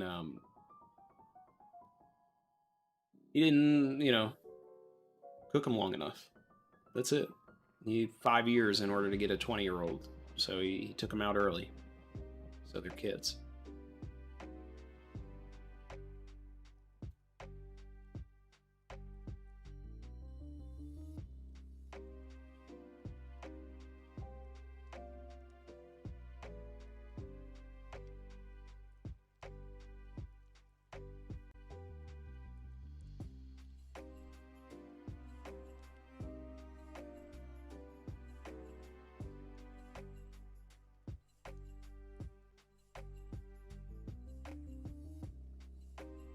Chris said Garp will have a Marineford-like struggle in the final war against Dragon, where Dragon makes him switch. You get the Monkey D Union. I think it's better than him changing off screen after Ace's death. So it's not so much that he changed off screen after Ace's death. I think that he's always been, technically working with Dragon or working towards the same goal as Dragon, and that it's duty over family. So he didn't save Ace because he didn't want to out himself as like anti-world government, anti-marine until all of the chess pieces were in line. So Ace didn't line up with Garp's goals of protecting him because he wanted him to be a marine so that he could fold him into Sword, and because I think Garp is the leader of Sword, because Garp secretly wants to take down the world government completely. So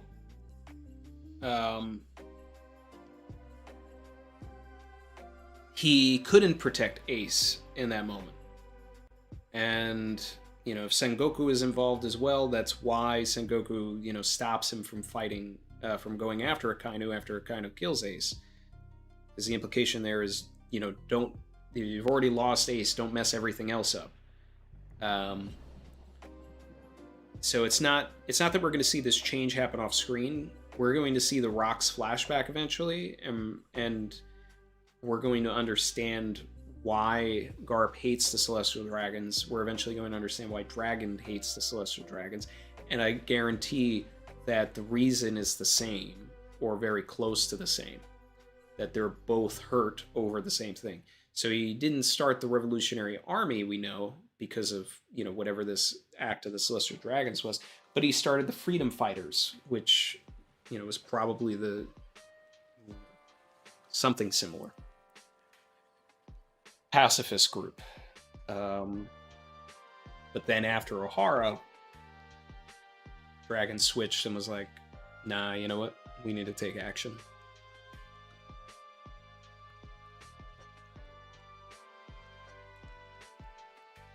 And it may have been that Garp was the one who wanted to use aggressive force.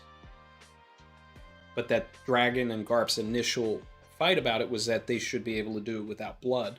So Dragon, either, if he was a Marine, like some have theorized, he leaves the Marines to start the Freedom Fighters to figure out a pacifist, you know, easy way to take down the world government. Learns that he can't do it, so he lines up more with Garp's way of thinking, which requires some, you know, some sort of force. Changes to the Revolutionary Army, but he's already left the Marines, so he's not going to go back and do it exactly the way Garp is, but they're still after the same goal.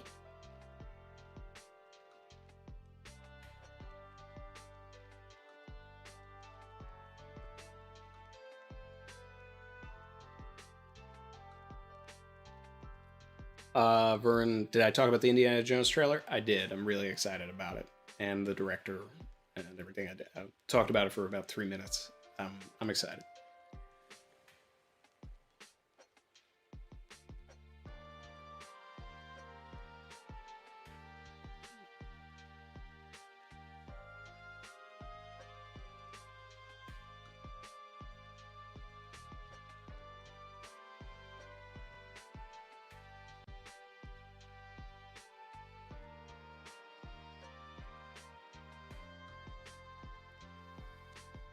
Yeah. I'm embarrassed I'm seeing all the Kanye talk in the chat. I'm embarrassed to have ever been a fan. Finally changing my ringtone. After, I don't know.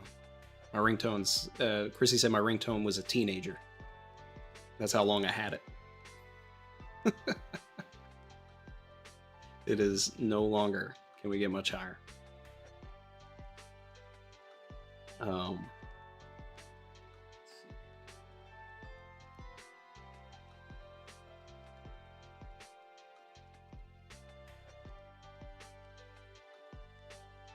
Yeah, Dragon raised an army capable of taking on the world government head on, but couldn't raise his son. Duty over family. We're going to see this with all of the deadbeat dads in the story, that they left fate and, you know, everything, you know, in the world to kind of raise their children so that they could get themselves ready, because in the meantime they were manipulating things and putting things in, you know, in pieces in motion to get the world ready for them. So they could have focused on them or focused on saving the world and then have them be a part of that. There's just some things are bigger than raising your kids, apparently.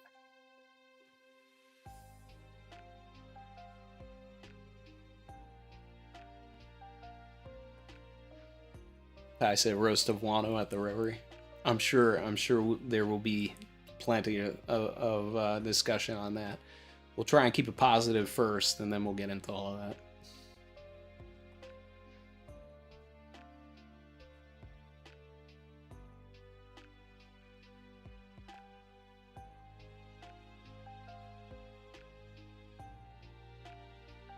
Gad, that's exactly right. And I was able to separate it for a long time, but lately, no.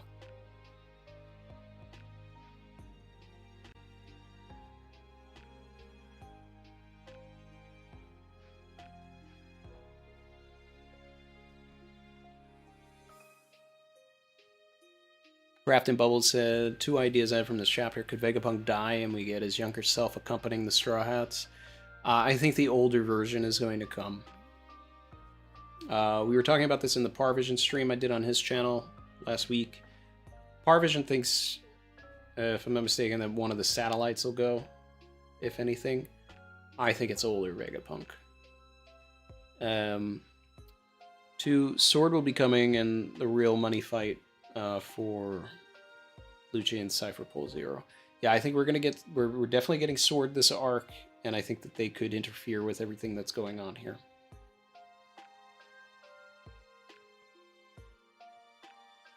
Do we have a date for the Reverie yet? No, we do not. And I will not know until we know what the official date of the first chapter of the year is going to be. Because here's the thing, right? Initially, I wanted to do the Reverie in December, like, during the heart of the break. But my problem is that if spoilers come out, or the chapter, because the leaking of the first chapter of the year is so unpredictable. It's so incredibly unpredictable every year that if it leaks and then we have to deal with spoilers, and then we have this whole Reverie where we can't talk about the spoilers because I have people like Roger in the stream and everything like that, like, I don't want to deal with that. So if I wait until after the first chapter of the year is out, officially, then there's no problem. We have no spoilers. We have no issues with, people attending and things like that. So that's kind of where I'm at right now. I would love for it to be, like sometime right, in between Christmas and New Year's, and like have it be that, I don't know. But it's just, the chapter is definitely going to have leaked by that point, or there's spoilers out by that point, or, like a couple of days before Christmas or something. I don't know. Either way, it's looking like January. But I don't know what the date is yet.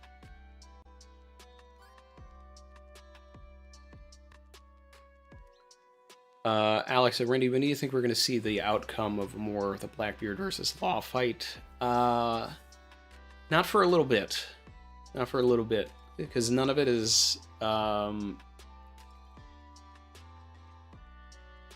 of it pertains immediately to what we're doing.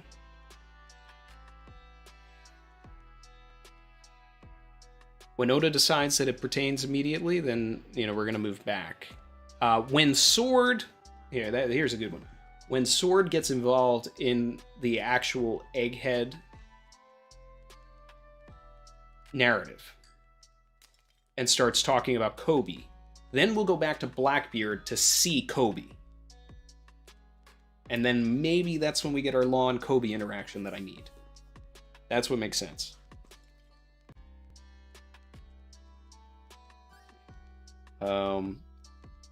Let's have a little chair piece and I'll be right back.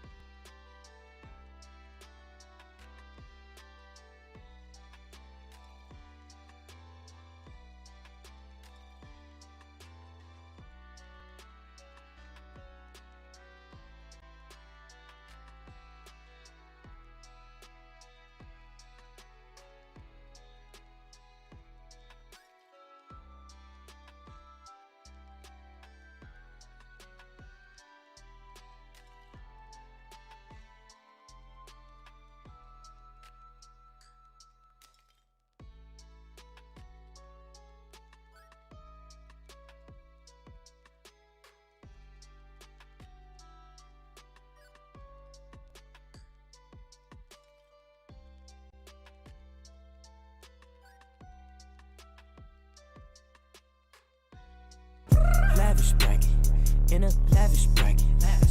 Gotta have it. Racks, I gotta have it. Beat my fabric.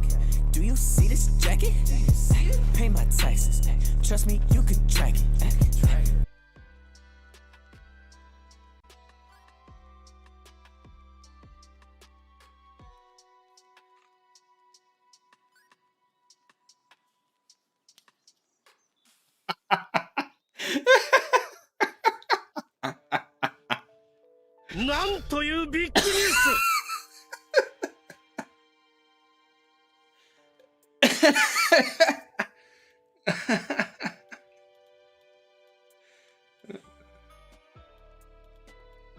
Oh my god.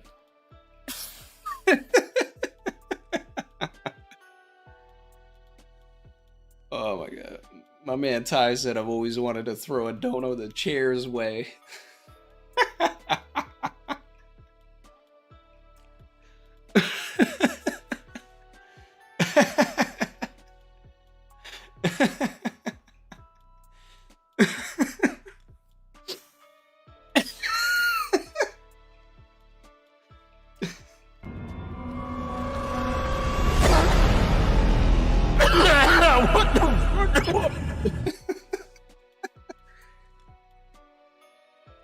Wow. My man. It's free real estate.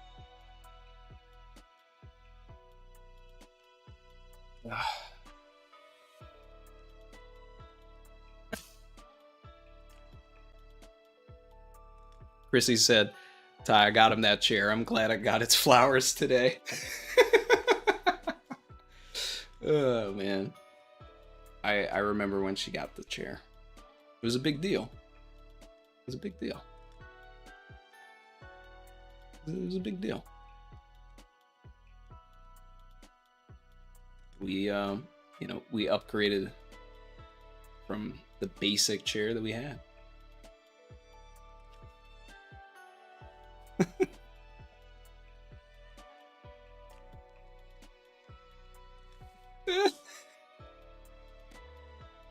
Oh man, that was hilarious.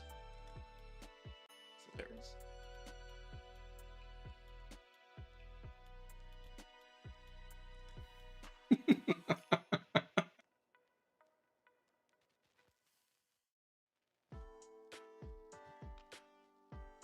All right.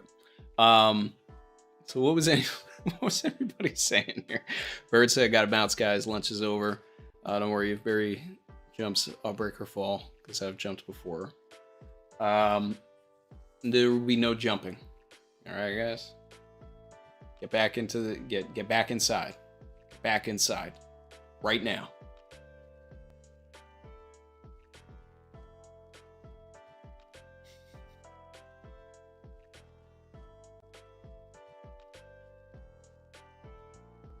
Yeah. I don't even want to see any talk like that.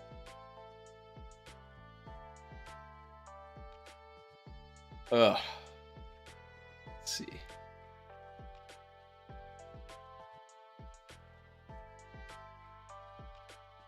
Savage. That goes to Barry as well. I just saw what Barry said. Barry demotivated. No.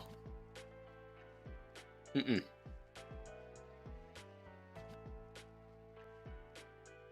We don't do that here.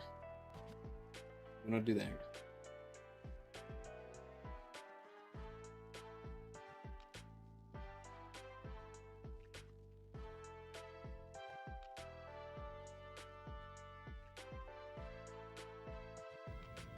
No, God!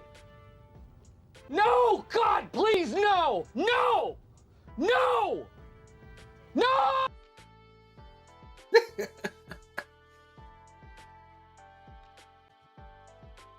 Barry said, "Don't tell me what to do, Randy." Come with me if you want to live.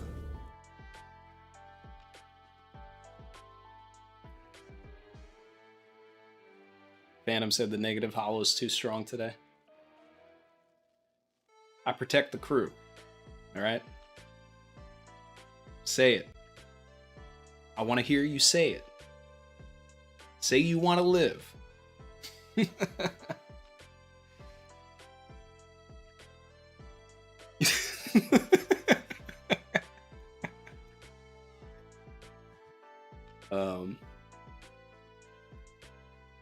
out to Les. He said, they said, what do you think about Lucci being used to address Nika? Since he's who's predecessor, not an actual bra.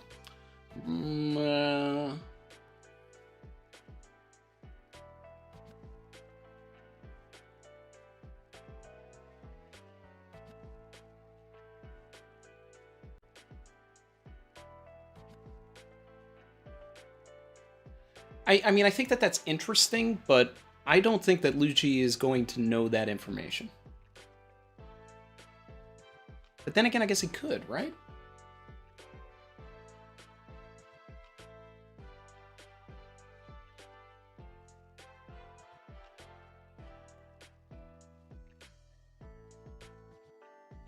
Would they know? Would they have been briefed on that? Did Dripper know? Did Dripper know what was going to happen? That's going to create a whole slew of theories, because if Lucci does know, then that means that Dripper knew and then actively turned against the world government to make it happen.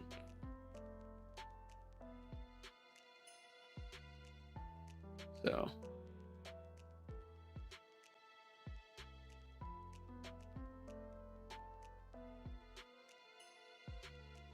very remotivated.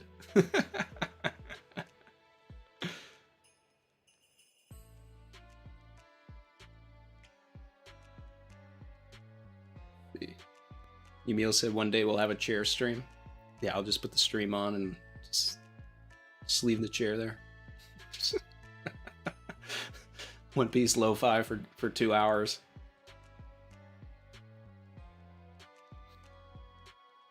Everybody can play count the figures.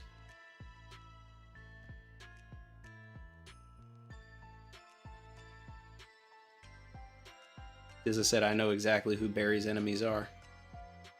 Ty, shoot down that flag.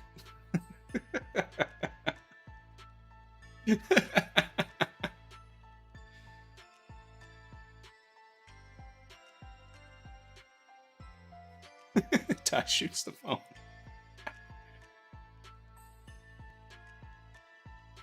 Yeah, the chair will host the Reverie, Phantom. That's right. I'm just gonna chill on the chat. There we go. That's it.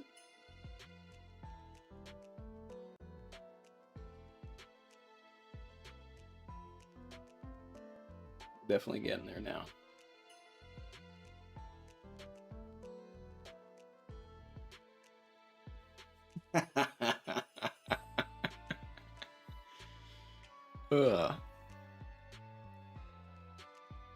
I came back with the yokai.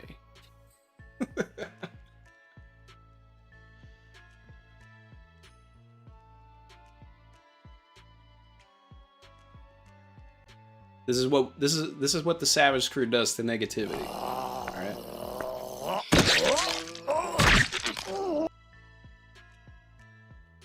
Or rather, we address it.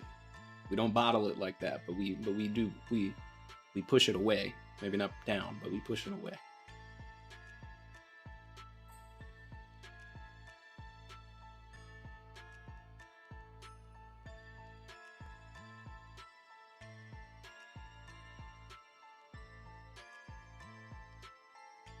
Stop it. Get some help.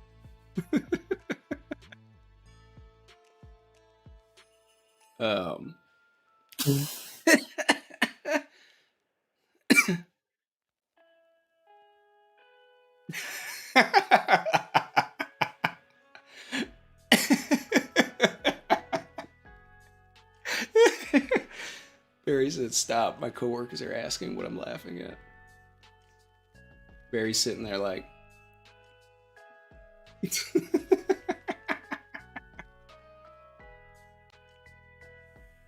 Oh, man.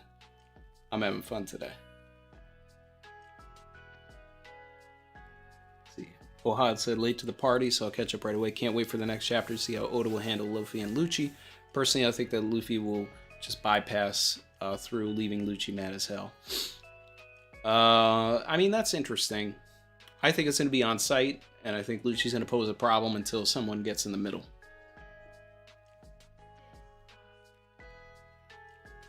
So.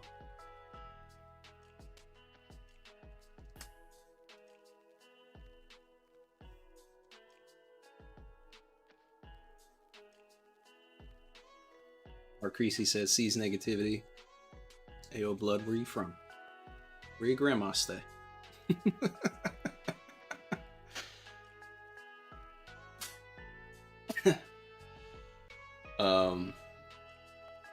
Let's see.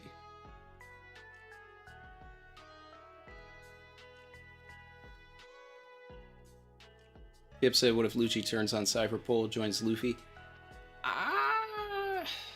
Like mid-chapter? I don't know. I think if Lucci turns on Cypher Pole, that's going to be a mid-chapter. Like how I did that. I need Lucci to remain evil. I don't know. Like, and I will take whatever Oda gives, but I will still be upset if Lucci gets redeemed. Oda may find an amazing way to do it that I'm satisfied with, but there's always going to be a part of me that's going to want Lucci to just remain evil.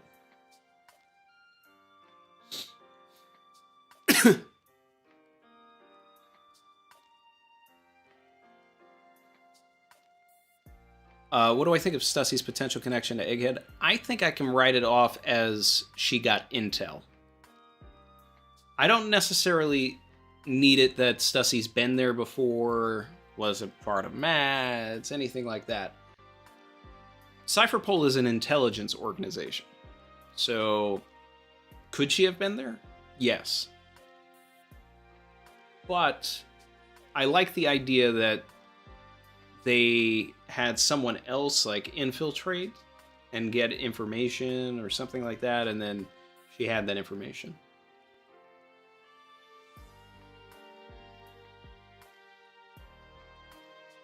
Exactly, Mark. Keep Lucci on the jerk train.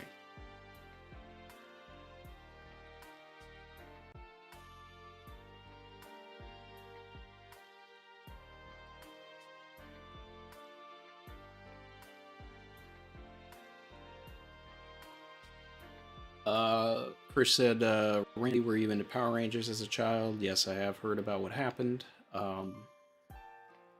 On 2 separate Halloween occasions, I was both the Green and White Ranger. May have even been one of them twice. So 3 years, did that. I don't know. I think. Can't really remember. At least 2 times.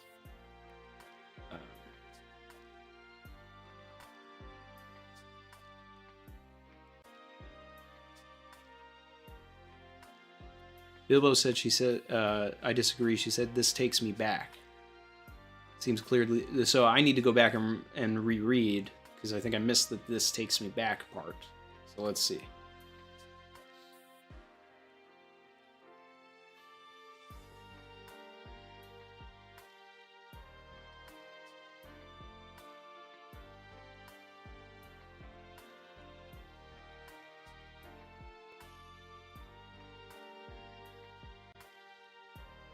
So let's see.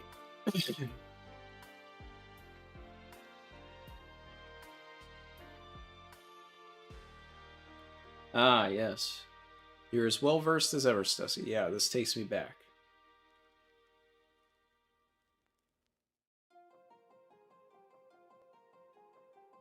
Yep. That's what this whole section is about.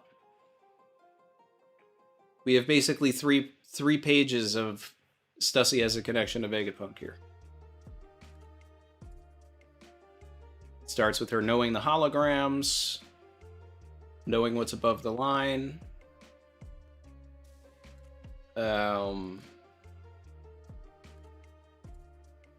Now, I would like it that she doesn't necessarily have a connection to Vegapunk, but that she did come here for reconnaissance for the government, though. Like, as an intelligence operative, she came here in the guise of Stussy, the, you know, Pleasure District Queen. And,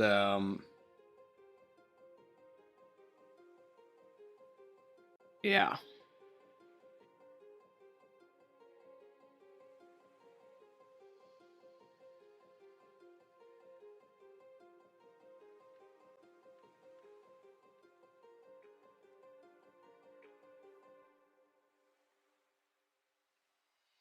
That might be, see, I would be better, I'd like that better than her being, like, a member of MADS. Because I think that would actually reduce the intelligence operative side of it. I just need her to have been here before in the guise of, like, delivering something. And then while she was there, she, you know, made sure to learn all of these things.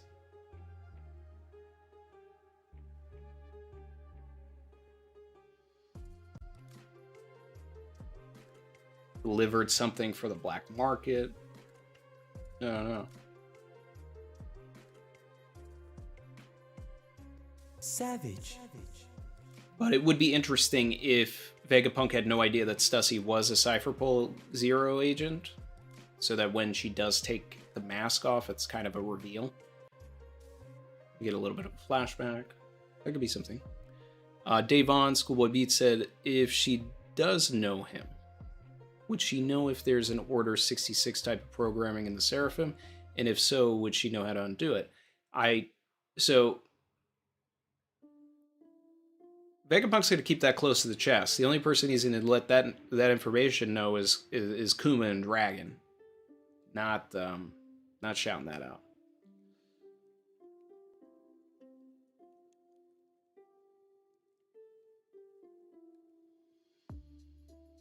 Yeah, we got that One Piece talk in the house. What's up, guys? Dave on Schoolboy Beat said, I don't know, she was undercover for Black Market. I don't think that information would have come out, though. Don't think that would have come out, though. So she doesn't know about that, but she would know, you know, other things.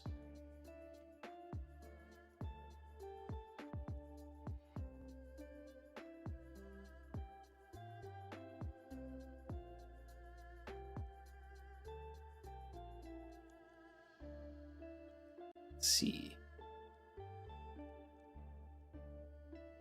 Davon said, or the most tight-lipped man, his bodyguard. What? So that she learned stuff from Sentamaru? I mean, that's a possibility as well. So that Sentamaru is the person that's been leaking information to, like, Kizaru. And then that makes its way there as well.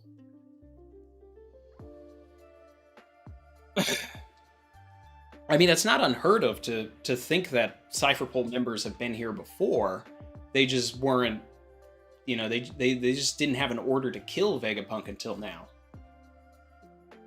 But, you know, if he was making things for the Celestial Dragons or something like that, she could have been a courier as well.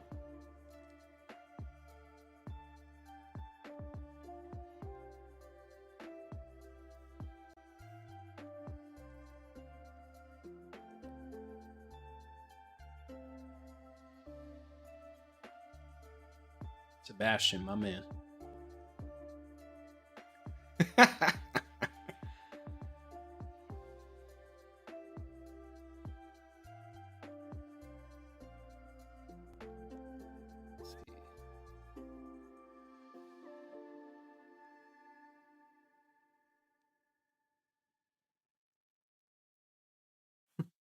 I said Phantom's gonna show out modding. Be like the stat guy at ESPN. That's gonna be crazy.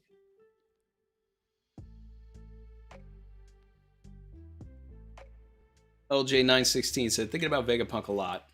We all have been. A lot. and believe his look is based on Einstein, naturally. The apple is Newton, but not only that, the apple is also always a signature to Einstein. Whenever you see any sort of you walk into any classroom, there's a poster of E equals MC squared next to an apple. Now that is, because of Newton and everything like that too, but it has become associated with Einstein as well, and E equals MC squared. E equals MC squared is Einstein's thing, but they always do it with an apple. So that's one of the key things there, and that's why we have an apple with Einstein as well. Free energy is Nikola Tesla. Okay, all right. And now I'm thinking the energy source might be an Edison relation. Well, we already have an Edison relation with the literal name of, the Edison Vegapunk. So,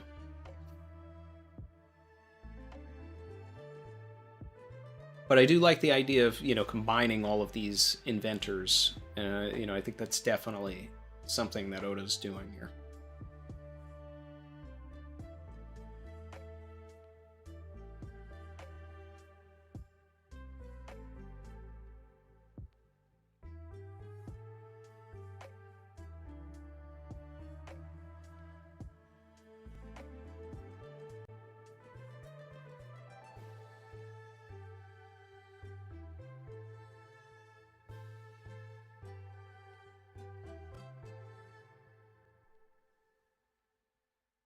Who's the Android user?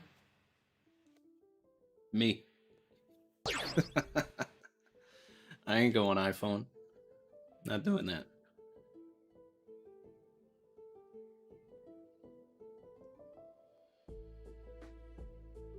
See.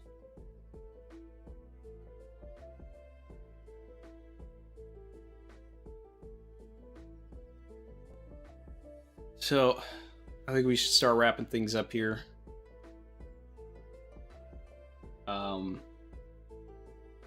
I was ready to end things around like an hour 45, but we still managed to find more things to talk about. I'm glad we went back and revisited the Stussy stuff.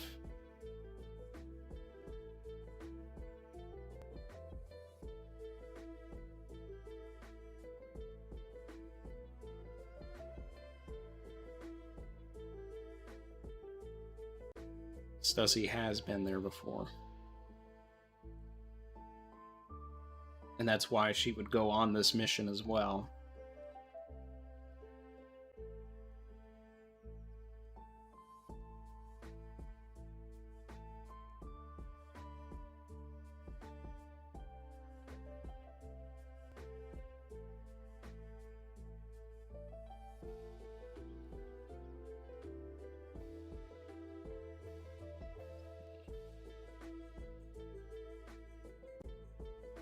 Catching up in the chat here.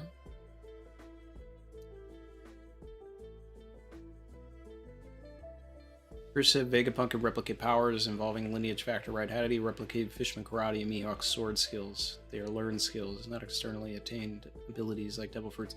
This is mentioned in the chapter with the Jinbei Seraphim, that essentially the lineage factor retains like muscle memory of learned skills as well. That's Oda's way out for having them remember those things as well.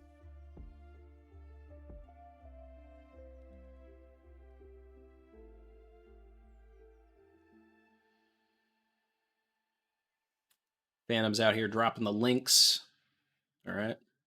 Links effect. The stream will be up on the VOD channel by tomorrow. Let's see. Or later tonight, I don't know. And then the Twitch, follow over on Twitch if you're interested in the Hunter x Hunter content. We've got the Discord for all of our, community discussions. And then Twitter for, random updates and thoughts. Mark said Phantom's got the link, no me. Yeah. Gonna reread the chapter a couple more times, get the analysis out, and start working on some other things. Yeah. This was a fun one. Even if the chapter was, you know, aggressively short or short feeling. We're gonna have some action next week. Hopefully Oda, you know, pairs it with some lore like he's been doing.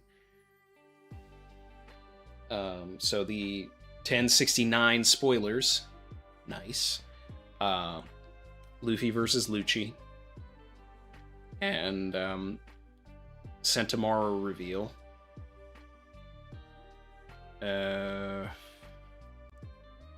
Oda has been hiding Zoro and Brook for too long now. Like, it was already too long 2 chapters ago. So either Sword is showing up, or Sentomaru is showing up to Zoro and Brook. But someone also needs to break up everything. We need to see the Seraphims come out. Seraphims are probably going to come with Sentomaru, actually. So it's probably going to be this sort of thing where Sentomaru is both fighting Lucci and Luffy, while Luffy's trying to fight Lucci and Sentomaru, and so it's going to be like this 3-way battle.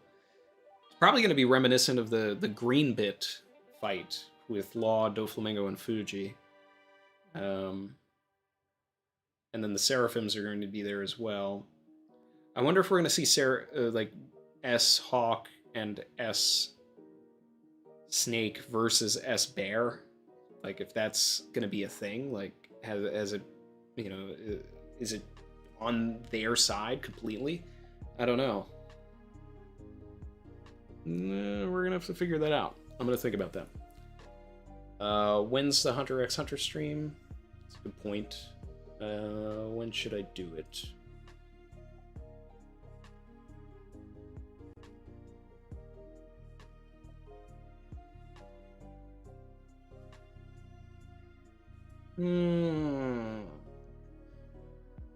Maybe Tuesday. No, maybe Tuesday. So, but that's it. For more of my thoughts, check out the analysis when it comes out. I'll have everything a little more organized at that point. So, see you guys. Appreciate you as always.